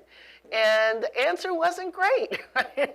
I found that when black women were making claims that they were being discriminated against on the basis of their race and their gender, the courts were saying, you can't make this claim because this business actually doesn't practice race discrimination. Look, we hire black men. Now, we're hiring them for dangerous jobs, dirty jobs, floor jobs. We don't pay them well, but we're hiring them, so you can't claim race discrimination. And we actually hire women, too. We hire them for receptionists and secretaries. Now, the women we hire aren't black, but we are hiring women. So from their vantage point, this is basically telling us, you can't make a claim, black woman, because we do hire black people and we do hire women, just not you. And I couldn't figure out why that made sense to courts. Like, what were they not seeing about what these black women were saying to say that you're not telling us you're discriminating against us on the basis of race? So intersectionality was just a remedial frame to talk to judges who didn't seem to be quick enough, smart enough, exposed enough to understand, yes, you can be discriminated against on the basis of race and gender, and that should be included in Title VII. So it was just a metaphor. We go through intersections every day. Every day we have to cross traffic going in one direction. We call that racism. We have to cross traffic going in another direction. We can call it sexism. Some of us have to cross traffic that's shaped by class, sexuality, gender identity, ability. All of these make up the structures which determine what your life chances are. If we interpret law to tell us that, no, it's just one or the other, it can't be all of them, it means a lot of us don't have a chance of actually seeking the kind of interventions that are necessary to lift the burdens on our opportunity. So intersectionality was just that, using a visual metaphor to really tell a more complex story than these judges thought that they could entertain. Now, what do I make of how it's been distorted? I am not surprised that the right wing has sought to use these terms that people don't know in order to stay them, keep them from getting involved, to protect public education, to protect the sensibilities around racial justice, to say no to their effort to make racism unsayable, unspeakable. I'm not surprised. They're playing their game. What I'm surprised about is us. I'm surprised how many people sort of sat back and said, well, that's not me. I'm not a critical race theorist. I teach black history. I don't deal with intersectionality. I teach diversity, corporate DEI. I mean, we go down the list. The distinctions that we're making are not the distinctions they're making. They're coming after all of it. The entire equal justice apparatus. So if we can't figure out how to line up together and fight against this effort to make racial justice, gender justice, all the kinds of justices that we're fighting for unsayable, they are going to win. So there's that saying, I know people have heard it, you know, first they came from the trade unionists and I didn't do anything because I wasn't a trade unionist. And then they came for the Jews and I didn't do anything because I wasn't Jewish. And the list goes down, and then they came for me, and there was nobody left. That's the situation we're in. If we can't say, well, that's not me. They don't care that it's not you. What they care is taking equal justice, equity, and the whole history behind this country off the table so we don't have a ground to stand on. So if we want to protect this democracy, we've got to protect the frames that tell us that our democracy has deficits that we still need to fix.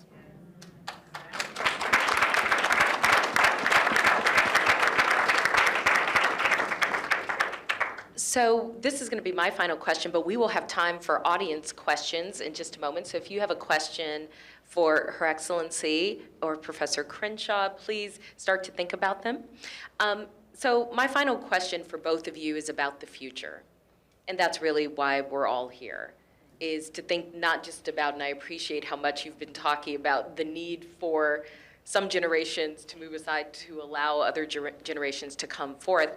And for my students, and I think the students in this room, we're about 70% Black women here as students at Howard. And so when I think about my law students, I'm always wondering, what is the world like for them 20 years from now, 30 years from now? Will they be sitting here having a similar discussion? One of them is Dean with two prominent lawyers 20 years from now with the same discussion.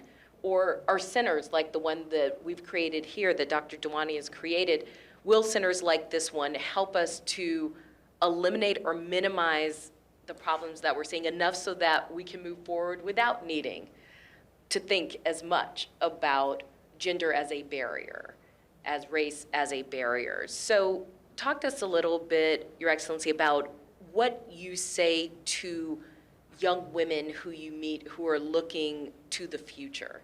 Is the future bright for them? What are the things that you tell the next generation about? What are the critical things that they should be engaged in? So when I think about young women, I think about my youngest child is 22 years old. She's still in university. And when I speak to other young women, I'm speaking to her as well. And I tell them what I think, and I think it's the immediate future is going to get a little bit worse before it gets better, because they're going to live through the backlash that we're already starting to see.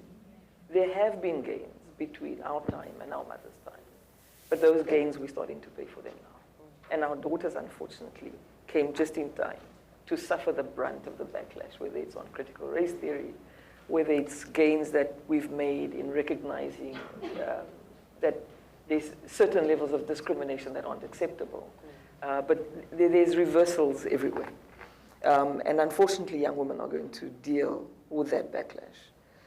But as things happen in cycles, they are also going to see a trajectory that will be faster than what we've seen in our careers, in our lifetimes.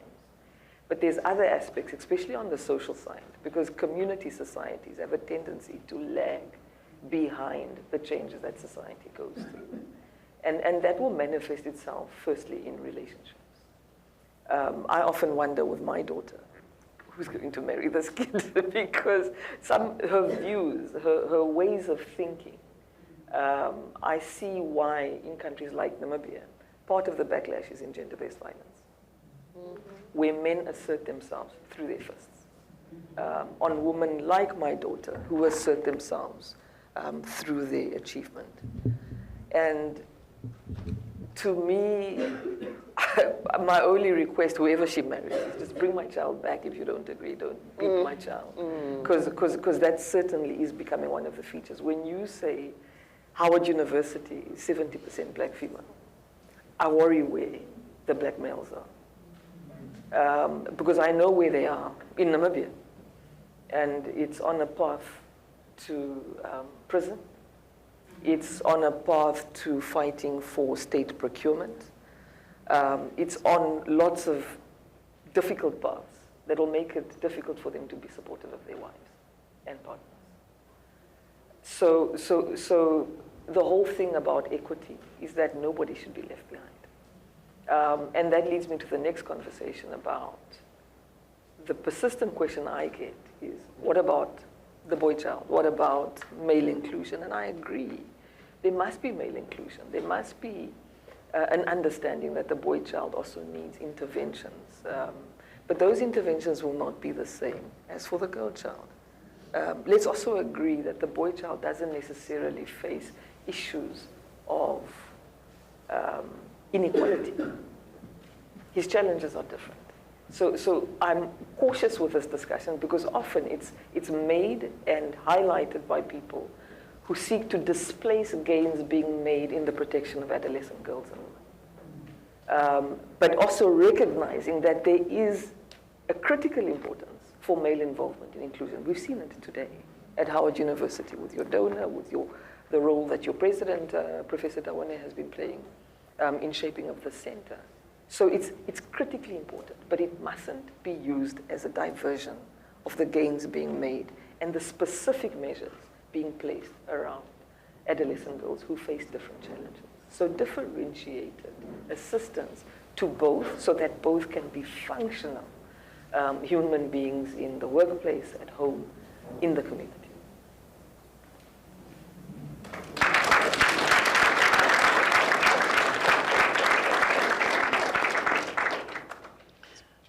So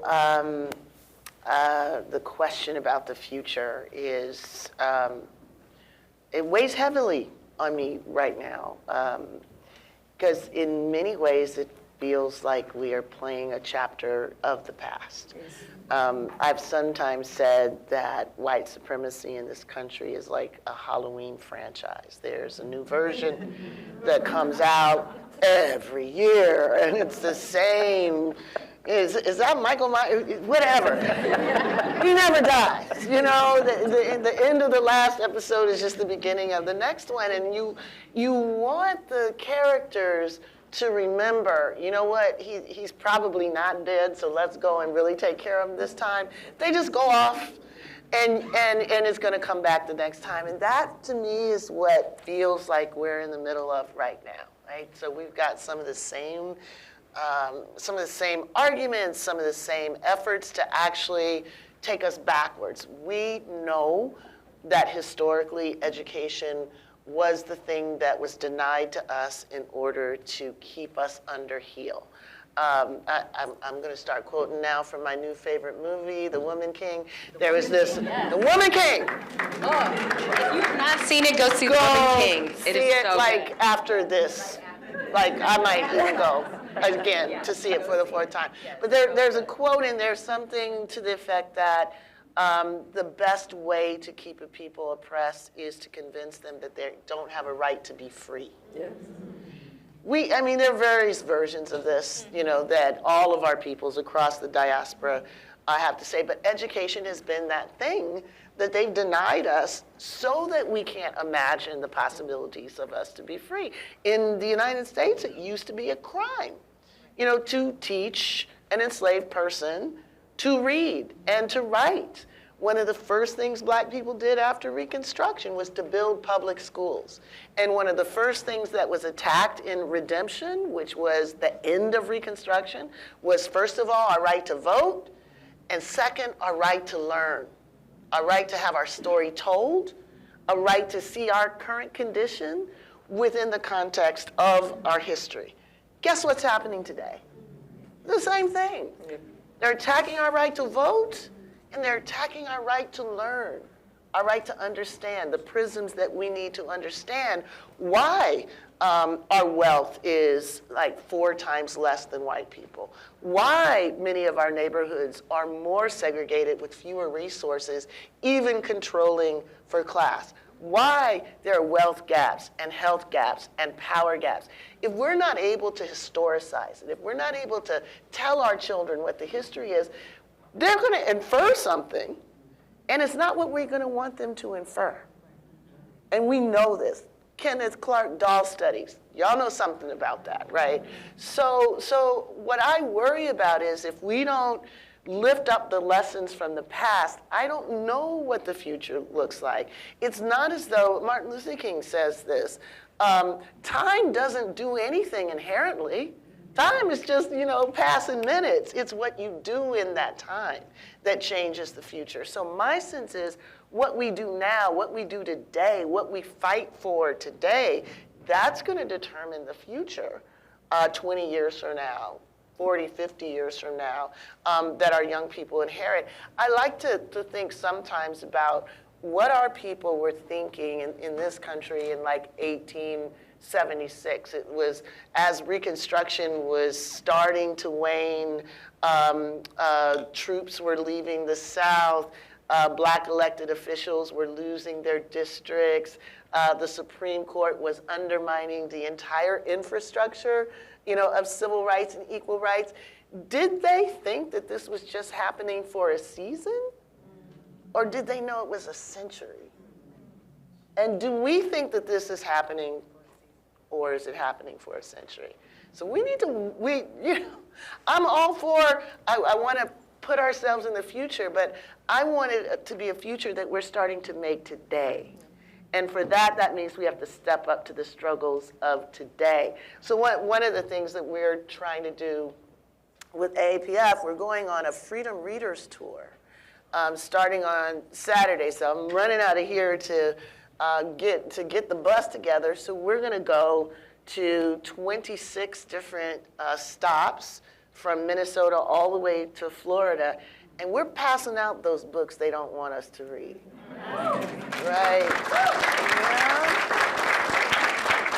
So you want to know why they don't want us to know the 1619 Project? Well, we're going to give you the 1619 Project. You want to know what critical race theory is? We're going to give you critical race theory. We're also going to give you Toni Morrison's The Bluest Eye. Right? How can that be? Okay. Ruby Bridges. So we're going to pass these out, and we're going to draw the connection between suppressing our knowledge and suppressing our power, suppressing our right to read, suppressing our right to vote, our right to name, our right to be. All of these things are together. So if we care about our future, we have to fight for it right now.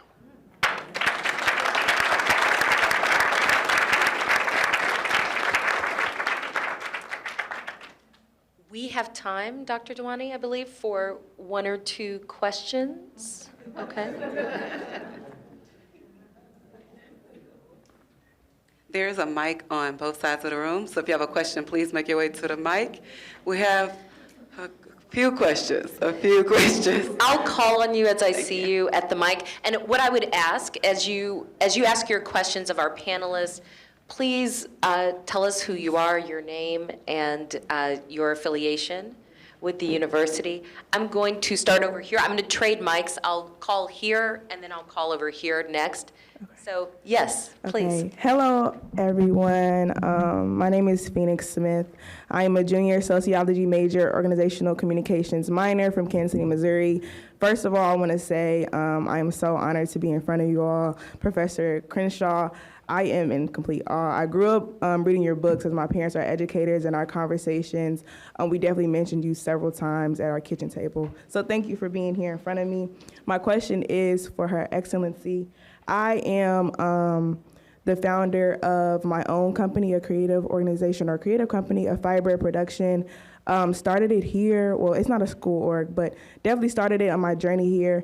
And right now I am definitely in my younger stages, but I want this to be a long-term thing. So my question for you is, how did you manage, or how did you find and manage the foundation of your brand and business? As a woman, for sure, I have found difficulty like standing my ground and being assertive without being too much. But I want my success will come, and I need it. So I'm just trying to make sure like I'm doing everything I'm supposed to be doing with the people I'm supposed to be doing it with. So again, my question is, how did you find and manage the foundation of your brand and business? Of my personal brand or the business's brand? Well, I'm not familiar with your entrepreneurship, so if you can introduce that as well, and then answer how you should, Yeah. So how I realized very quickly that how I managed my personal brand and what was said about me and my work, I couldn't manage it. There were stereotypes, there were assumptions. When I listened to Professor Crenshaw speaking, it was interesting to listen to what she has been saying about critical race theory, about the America context, because I come from Southern Africa, from Namibia, which had the same legalized form of apartheid as South Africa. So Namibia was like a fifth province to South Africa. So we were forced to speak a language that isn't ours. So apartheid was applied probably more brutally in Namibia. More people were killed in Namibia by the South African army than in South Africa. The liberation war was fought on the northern part of Namibia, not in South Africa. So listening to what you're talking about in relation to critical race theory and people not wanting the past to be known and growing up in a country where we have about 5% German speaking, white Germans, one Namibians, and we have about, I think it's about 9 or 10% white people. So we're a settler colony. There's white people who came from the West to settle. So black people are in power politically, but economically the power is still held by many from the settler colonies. The countries that don't have the settler colony narrative, the people who have economic power and not necessarily political power, it goes on ethnic divides. So in Africa, our structural divides are either on a racial basis or on an ethnic basis. But one thing about colonialism and apartheid is that it was as racist as it was sexist. So it was so Afrikaans women had the benefits of apartheid, but they still were discriminated against by their own. So never praise colonialism and white women having it better, because fundamentally their careers, they were allowed to exist, but not really. But listening to you and the sensitivity and people feeling our country is being taken away from us, or our capital is being taken away from us. The scramble for resources makes whoever's new to the table feel like they're taking away from somebody who was already at the table. So that was a little bit of my experience going on, where there were many people who felt I was taking something away, and in a way where there were barriers being placed on me specifically. It felt it wasn't about me. It felt sometimes as if we allow this one in, many more will come in, and then we are in danger. So that was the one part on the career part. But I must also admit, and this is my personal experience, I know people who didn't have my experience, but my mentors were white males, simply because there wasn't anyone else in capital markets. We didn't look like each other, we didn't speak the same language, but there was a point I decided there's certain things I'm not going to see, and you're going to mentor me whether you like it or not, because I need to know what you know. And we are close till this day, but it also enabled me to have conversations with them where we could discuss implicit bias. We could discuss biases that they didn't recognize that they had, simply because they allowed me into their lives close enough where we could have frank discussions without immediately accusing each other of something. Because often we immediately start with an accusation, which makes the other person sensitive, and then no discussion can be held. From a personal perspective, as First Lady and as an entrepreneur, I was always told, just ignore it. Don't answer them. And I did that. I kept quiet. I was silent. And it was attack after attack, knock after knock, lie after lie.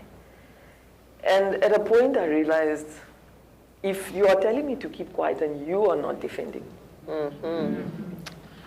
then I'm going to have to defend myself, because it's true what Audre Lorde says. Your silence does not protect you. It does not. It enables the perpetrators of this kind of conduct. Right.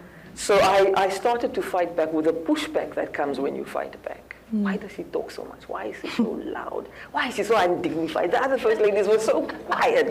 Why does this one talk so much? And that was in the beginning. Now, nobody attacks me unnecessarily because they've realized this one talks back. But secondly, I think people have come to understand how I think about things, how I react to things. So don't allow yourself to be convinced to be silent when you feel that people are changing the perception of who you believe yourself to be. So being strongly grounded in self is the key. And making sure that there aren't people around you who mess with your confidence. Whether it's a friend, it could be a relative, it could be a romantic partner. Don't allow people around you who start to make you question yourself. Because that's all you have. I'd rather be wrong than to have people around me convince me, keep quiet, don't do that, don't go there. You're not going to get that, don't apply. So be true to yourself, but have a sense of identity. And I say it because you'll be surprised. People assume as Africans we have a strong sense of identity. There's work to be done there in rebuilding an African narrative where we as Africans recenter what our identity feels and looks like. And it's true for you as well, as an African American. You must recenter and have a strong sense of identity, because there's always people, even within your own community, who will tell you it's something else when you know it's not. Yes.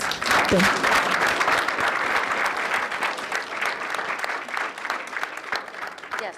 Hello, good afternoon. My name is Erica Calicut from Hampton, Virginia. I'm a first-year MSW student, so I'm with the School of Social Work with plans for advocacy and policy upon graduation. And I first would like to thank you, Her Excellency and Professor Crenshaw, for your conversation today. I guess my question is more so like a part two to what you just shared and how to stay grounded. As an African-American woman, clergy, and also a woman of Trinidadian and Spanish and Indian descent, I find myself at the intersections daily, representing in several spaces of advocacy and just trying to kind of empower my community, running into apathy, and then, of course, running into resistance. And one thing I admire about the women leaders before me is longevity, the longevity that you all have had in your careers. And as a young woman coming into this, my goal is self-preservation. And I want to preserve myself for the fight, for the movement, because I know that this is far beyond a moment in which I understand we have to fight for. So I wanted to hear your words further about how to preserve and self-care during a fight like this that can really, now we're in the age of mental health, burn us out very quickly. So any words that you have as far as what has helped you to preserve yourself in the movement and your context and where you are. Thank you. You can take that one. So I pick my battles. You can't fight everything, and you're not going to win everything. And I decide, to me, what's important to me and what I can let go. The second way I self-preserve is I used to be a #1 squash player in my country, in my day. And while I can't play squash at that level, I do exercise at least 4 times a week. If I didn't, I'd go mad. I don't eat the way I should, but those small things, doing things that you used to enjoy when you were younger, are so important. Another way of self-care, young people love me because they think I've got time for them, but they don't realize it's cathartic for me to be with them. Just to hear a different perspective, just to hear people who are happy, who are still having fun, who are doing interesting, scandalous things sometimes. But I love it because it makes me distract from what I'm doing. So just joy, finding people and things that give joy. And then the last, sometimes being selfish, being able to say no. And being able to just say, I can't meet you for lunch. Not because I'm washing my hair, I can't. And then the last one is one thing I see, I don't know if it's the same here in America, but I'm seeing a lot of loneliness in young people in Namibia. And just not having deep relationships, connections, people who have your back no matter what. And nurturing relationships, people around you who you can be open with, who you see each other, not on social media, not on Instagram or TikTok or whatever it is, but you spend time together, and not around alcohol. You spend quality time together, not at a party. You make time for each other. So there's a number of things that you must do. And also deciding which issues are important. I see young people running, one day it's climate change, one day it's intersectionality, one day it's this, one day it's reproductive health, and it's where the funding lines are, where the most people are. Decide what's important to you. It could be a topic that's not popular, that nobody else is talking about. What is it that affects you and that you are passionate about? And focus on that.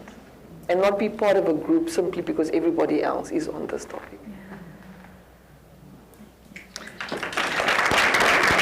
Well, every time that question comes up, I have a posse that goes, because I'm not great at that.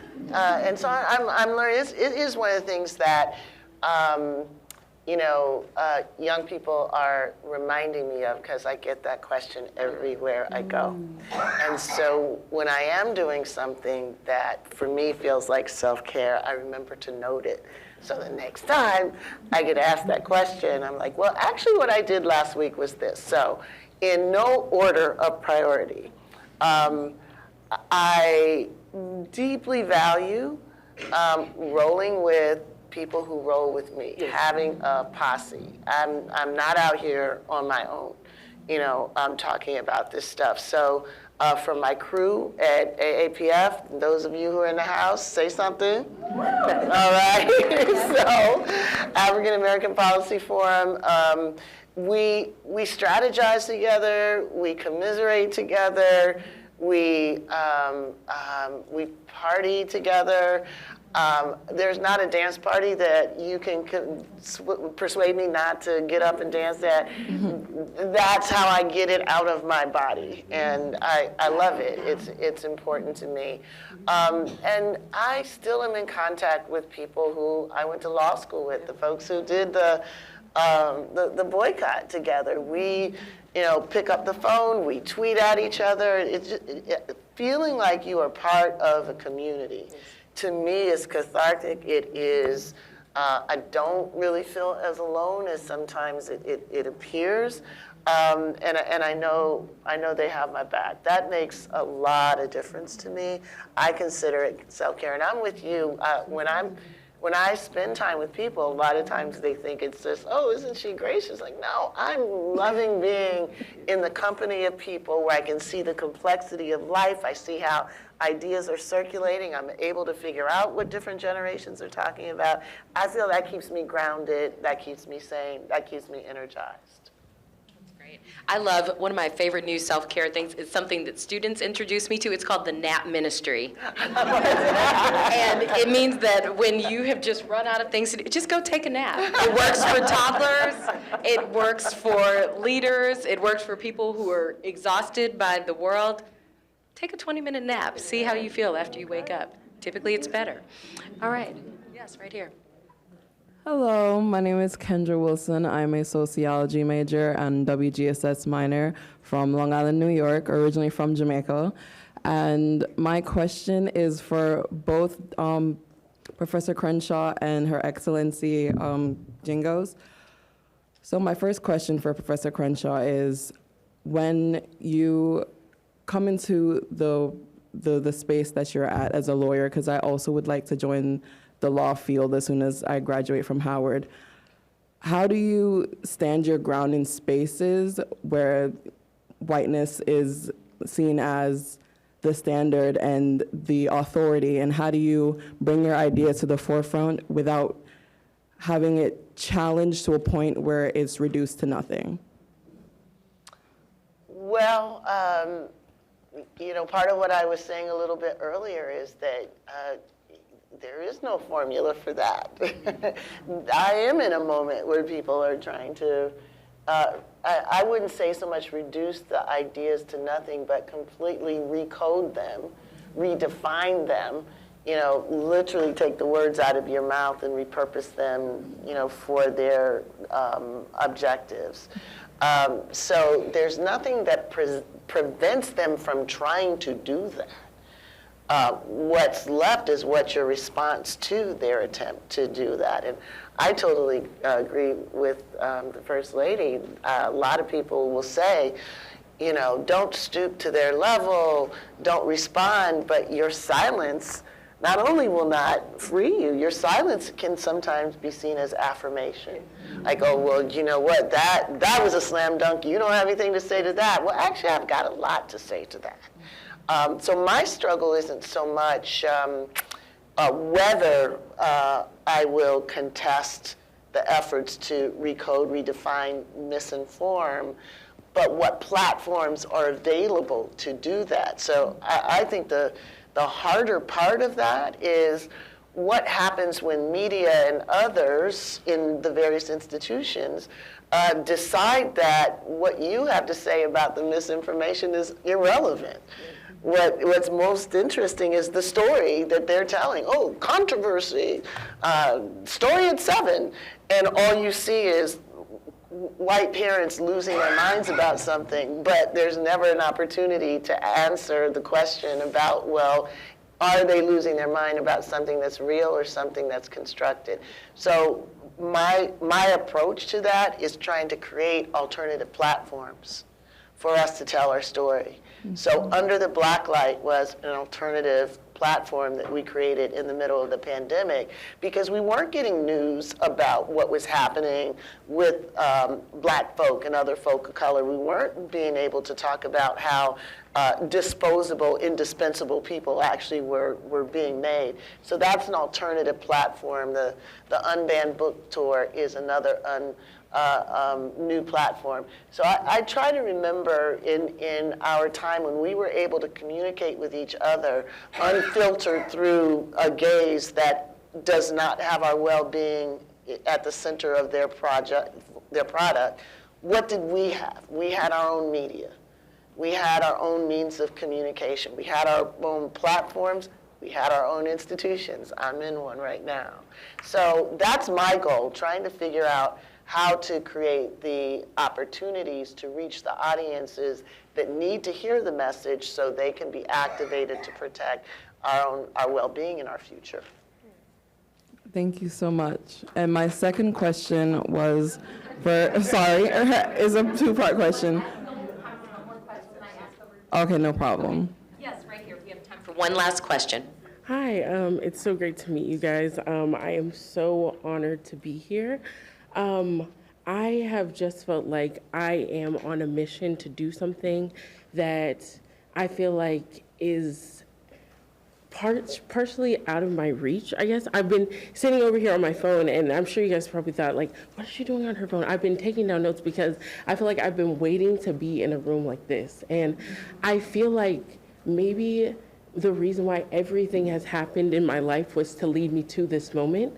And so this moment means so much to me. And, I'm sorry, I'm getting a little bit emotional, but I guess I feel like I don't come from a background of being around these people who are changing the world. You see what I'm saying? Who are innovating and creating in this way. And to be in a room full of so many of you who are doing that is just so inspiring, because to come from a background where you don't have those innovators, you don't have those entrepreneurs, you know what I'm saying? Like, your parents work, everyday jobs. It's like to be around people who could potentially believe in your vision and see you on your mission and come with you and push you towards that is just amazing. Sorry, let's get back to my question.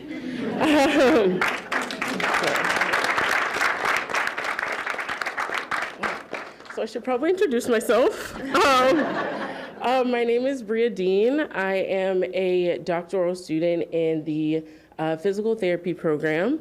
I began my career as a flight attendant, and I didn't find it as fulfilling as I thought. Just because of the ever-changing environment, you're with the new people, new flight attendants, new passengers, constantly changing. So I decided to go into physical therapy because I knew I wanted to work with people and be more hands-on. And so now I'm finding that on this journey of into physical therapy, that my core beliefs are that health and education are of the utmost importance.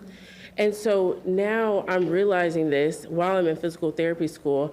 And because these things are important to me, I started tutoring because you guys talked about how important education is. And so I started this tutoring company, and now I'm realizing that the tutoring, I think, is more beneficial to the students and more,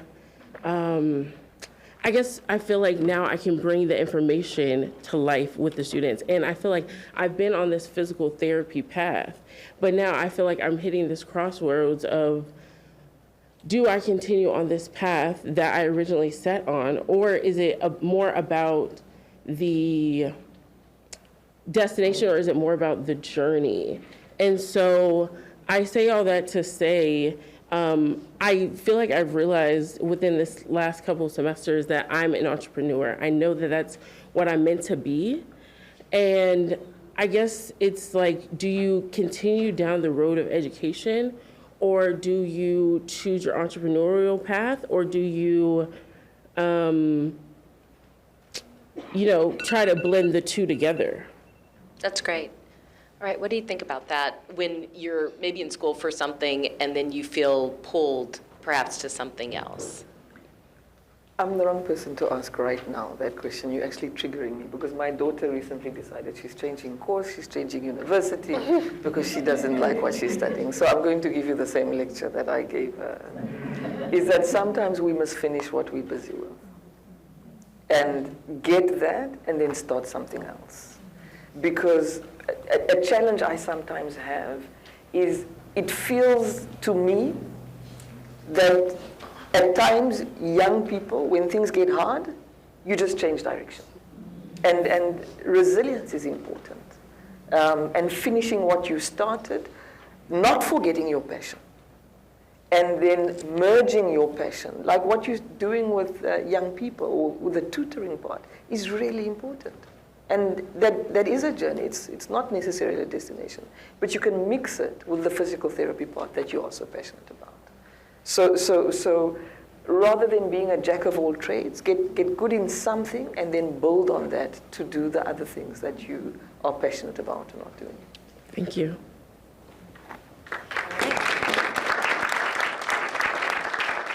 Please join me in thanking Professor Kimberly Crenshaw and First Lady, Her Excellency Monica Gangas, for being with us this afternoon.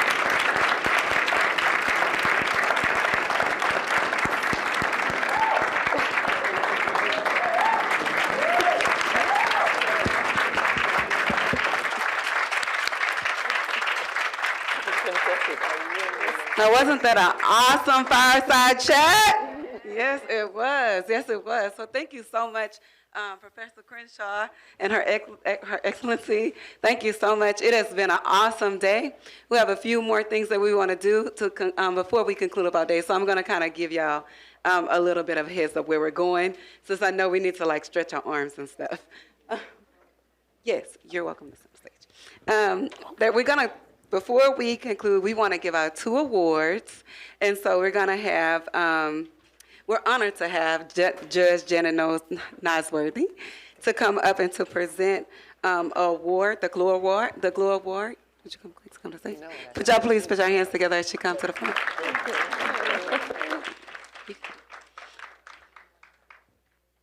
And we need Professor Crenshaw.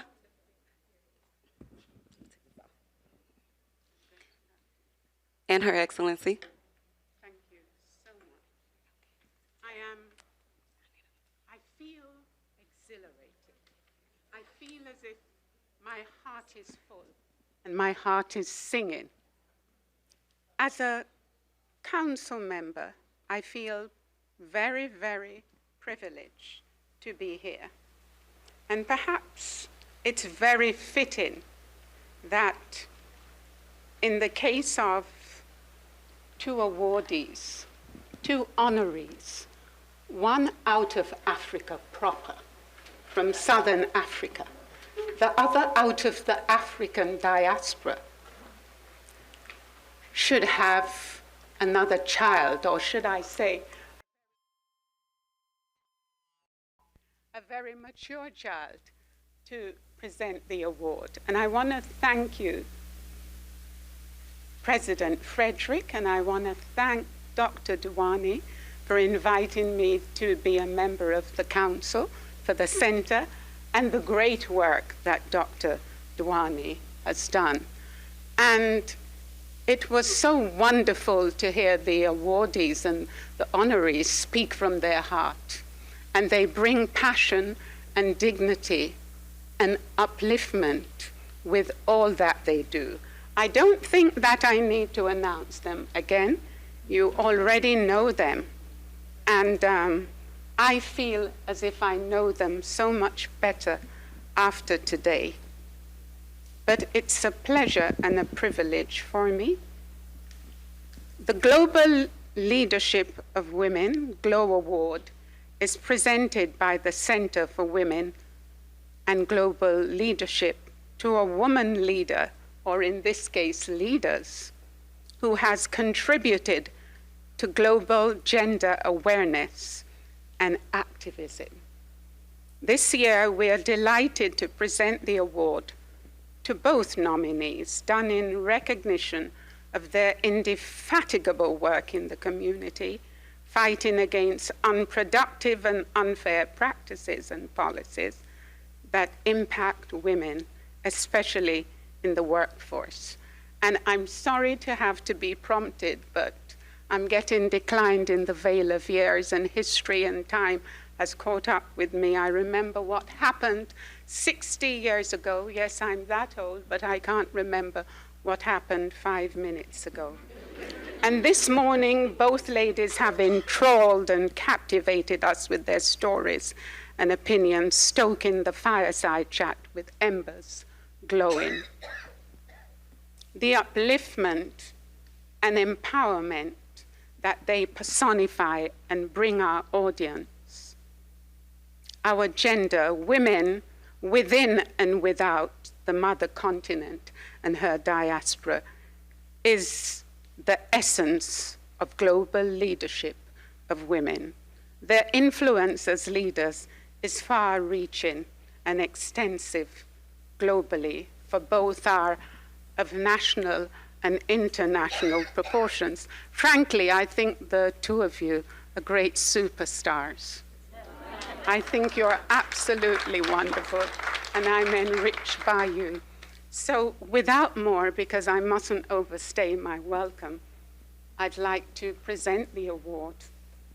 The awards to you, and of course, we hear a few sweet words from you. So if I might, firstly, Excellency, we are so proud.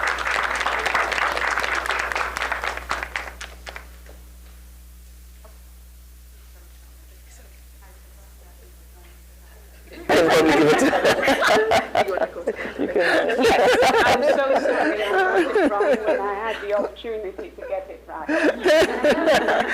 Thank you so much. Professor. Thank you. This is so much deserved, and I think we all know it. Yeah. It's very special. Thank you so much. And now the next one, to Her Excellency. Thank you. Thank you.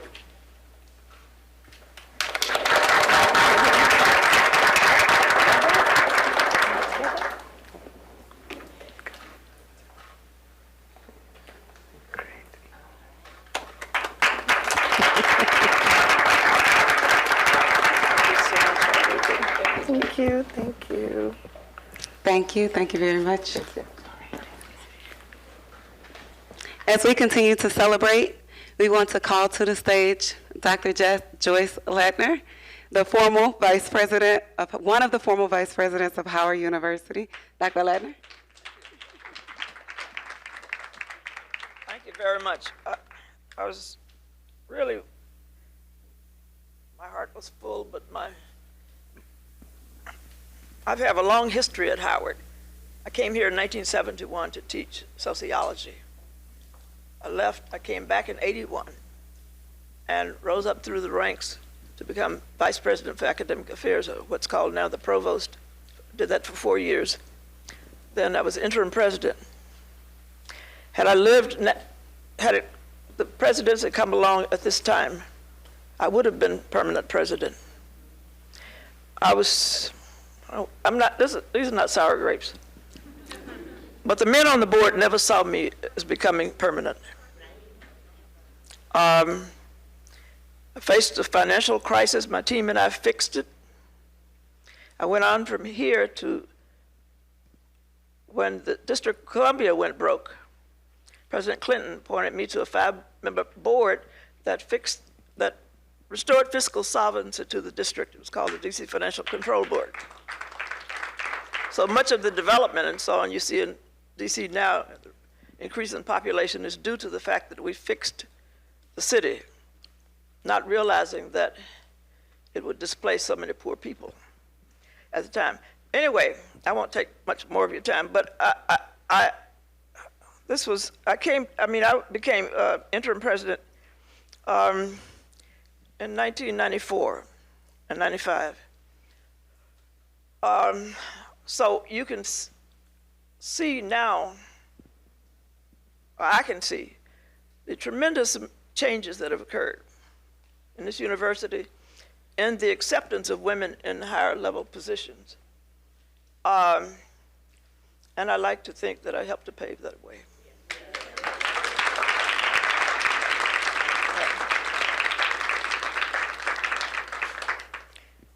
So congratulations to Professor Crenshaw, to First Lady Gingos. Dr. Dewani is a delightful person to work with, and so is Dr. Bean. Where's Dr. Bean? And all of the staff is just incredible. Had we not gotten the grant from Mr. Murrin, we would not be where we are today. So I want to give a personal thanks to you and to your wife. Stand up so they can see you. Stand up.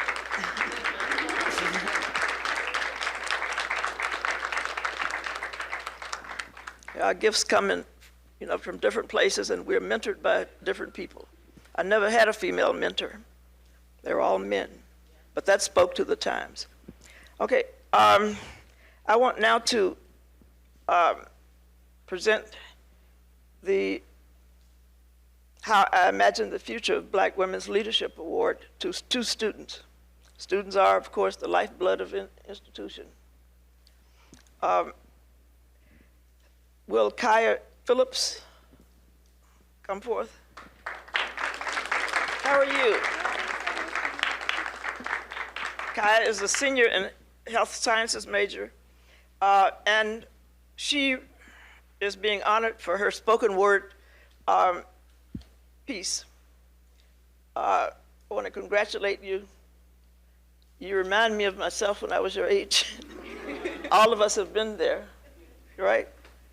And the second award goes to Leha Williams, public relations major and sociology and environmental studies double minor. For your poem, I'm with her. I was pleased to see all these sociology majors because I am a sociologist. Congratulations to you and best wishes to you in the future.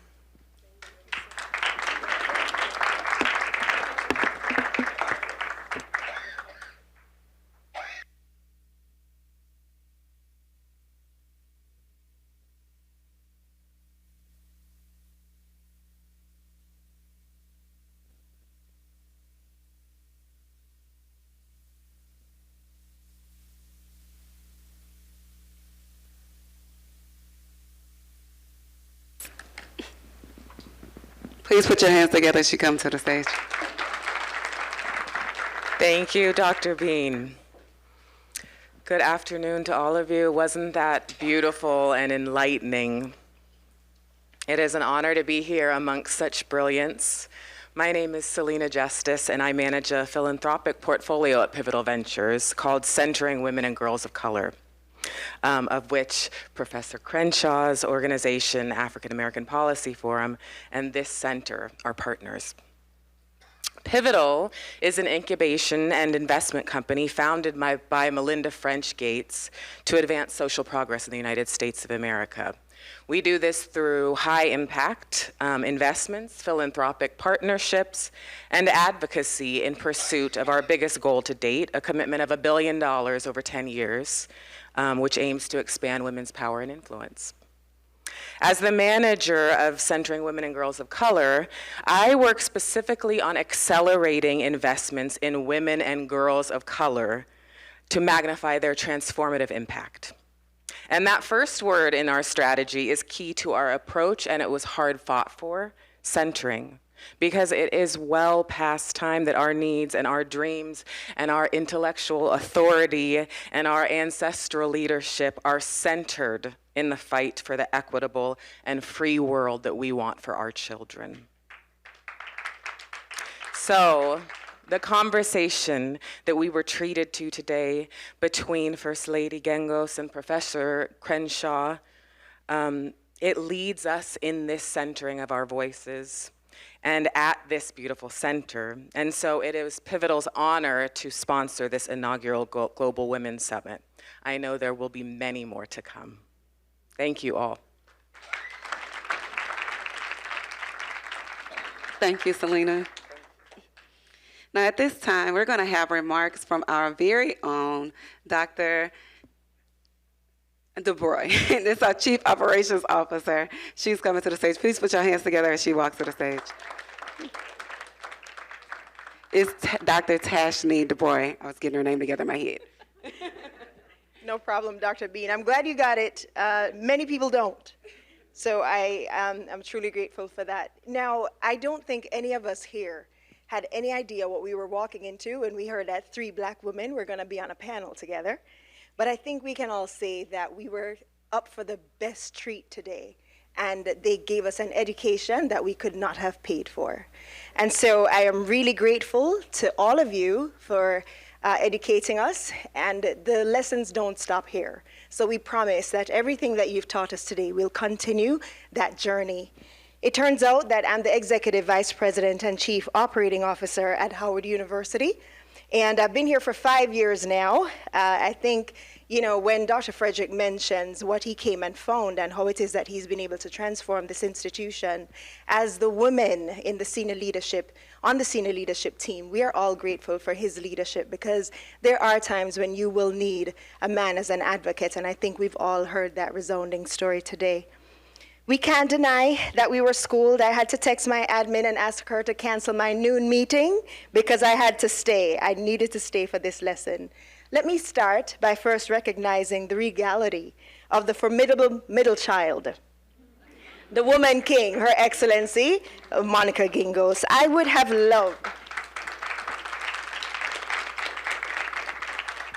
loved to be at your dinner table when your siblings saw you for the very first time. Because now an entire nation remembers your birthday. Professor Crenshaw, I hope you recognize that you have an army of sisters in infamy. It's the type of mission that Congressman John Lewis described as good trouble. But sister, you are bad. And we love it. Dean Hollowalker, thank you for being such a capable and spirited moderator. Your leadership at the School of Law is refreshing and always appreciated. Dr. Dawuni, you continue to punch above your weight class, but we know that's because you have a team of people punching with you. The volume of accomplishments you and your team have achieved in a year are exceptionally impressive, but we're not surprised. There's nothing that you can't accomplish. We are early on boarders on the Dawuni bandwagon. So Trustee Murn, President Frederick, and Provost Wuta knew exactly what it is that they were doing. And I encourage all of you who are not on the bandwagon as yet to jump on quickly, not only as cheerleaders, but give her a little bit of gas money every now and again. Part of empowering women requires that all people recognize the overt and subtle ways that these discriminatory cultures thrive. In all systems of human development, we're charged with empowering girls and women to think of ourselves as deserving and fortunate, and to become agents of change in communities, industry, and the global society.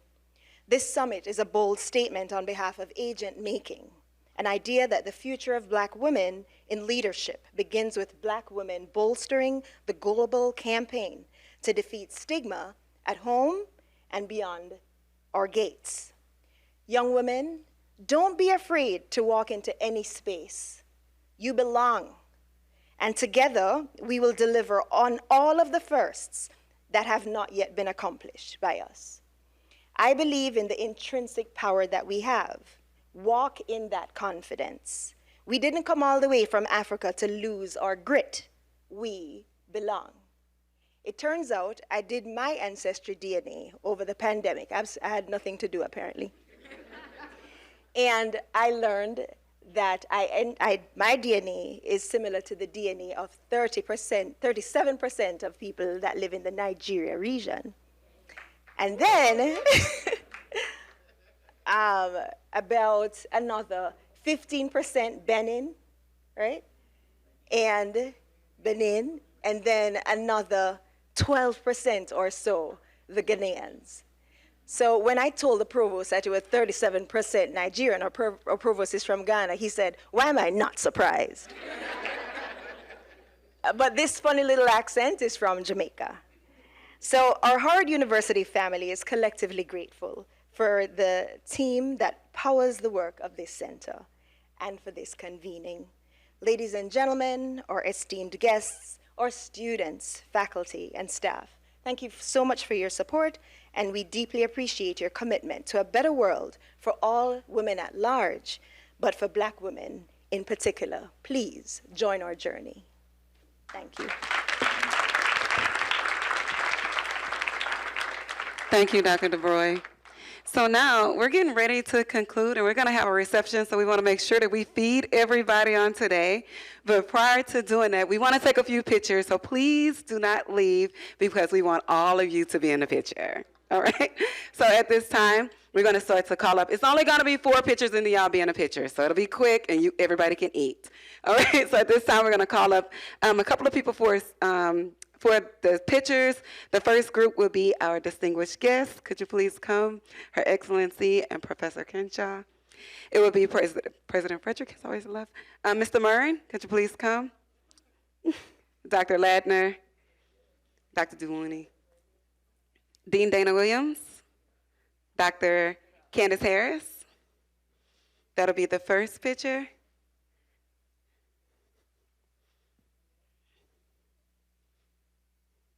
Thank you all for your patience.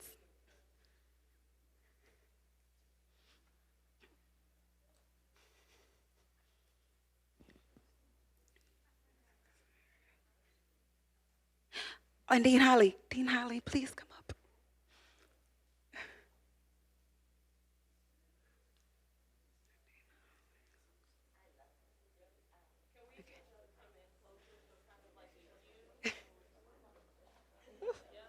I'm gonna scoot through here.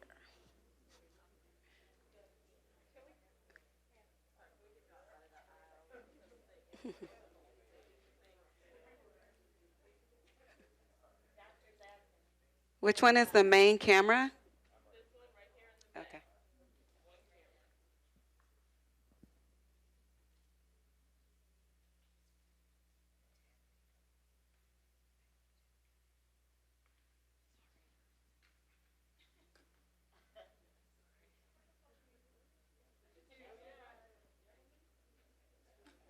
Thank you. The speakers and a moderator, Dr. Duuni, you will stay. Mr. Murray, you will be in this picture as well.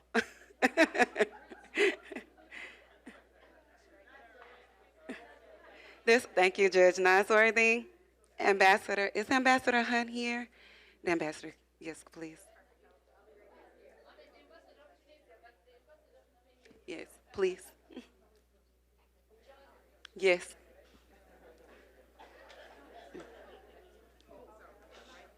And Dr. Plummer? Okay.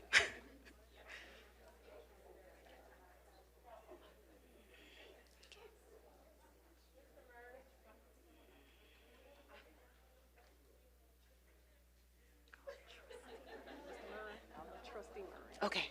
Next time.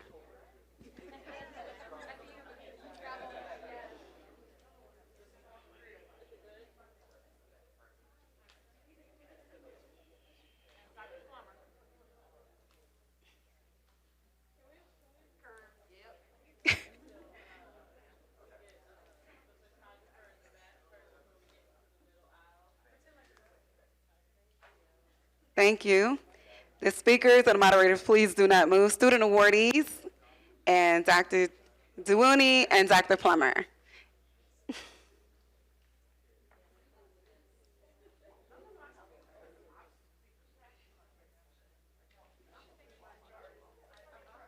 All righty. And Trustee Morton, thank you.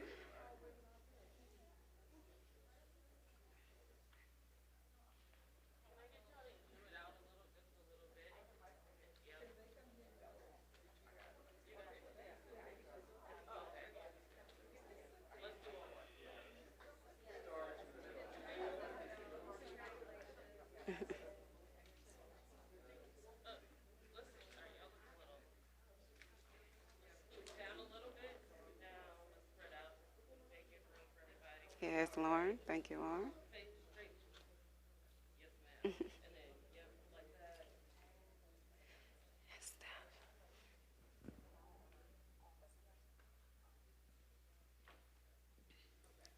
Thank you. And this will be our last picture before our group photo. Okay, so now we need all of the center staff and all of the volunteers. All of the center staff and all of the volunteers. Y'all the volunteers. Interns, ambassadors.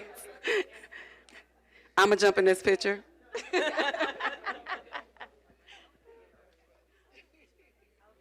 I'll channel my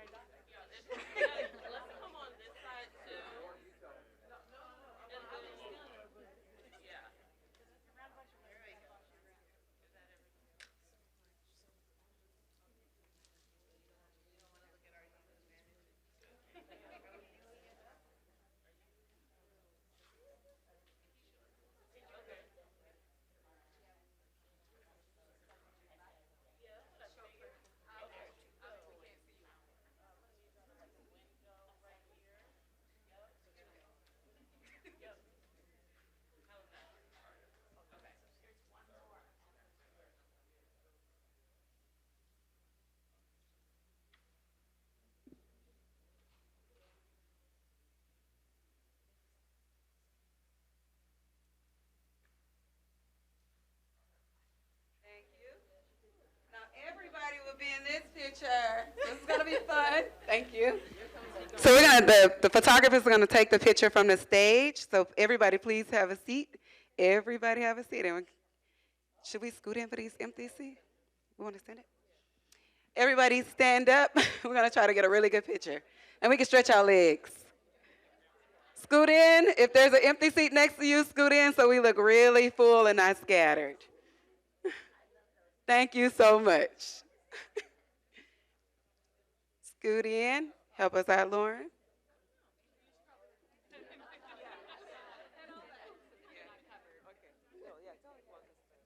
Everybody stand in, scoot in. Our student winners, come over, come over. Everybody in the picture?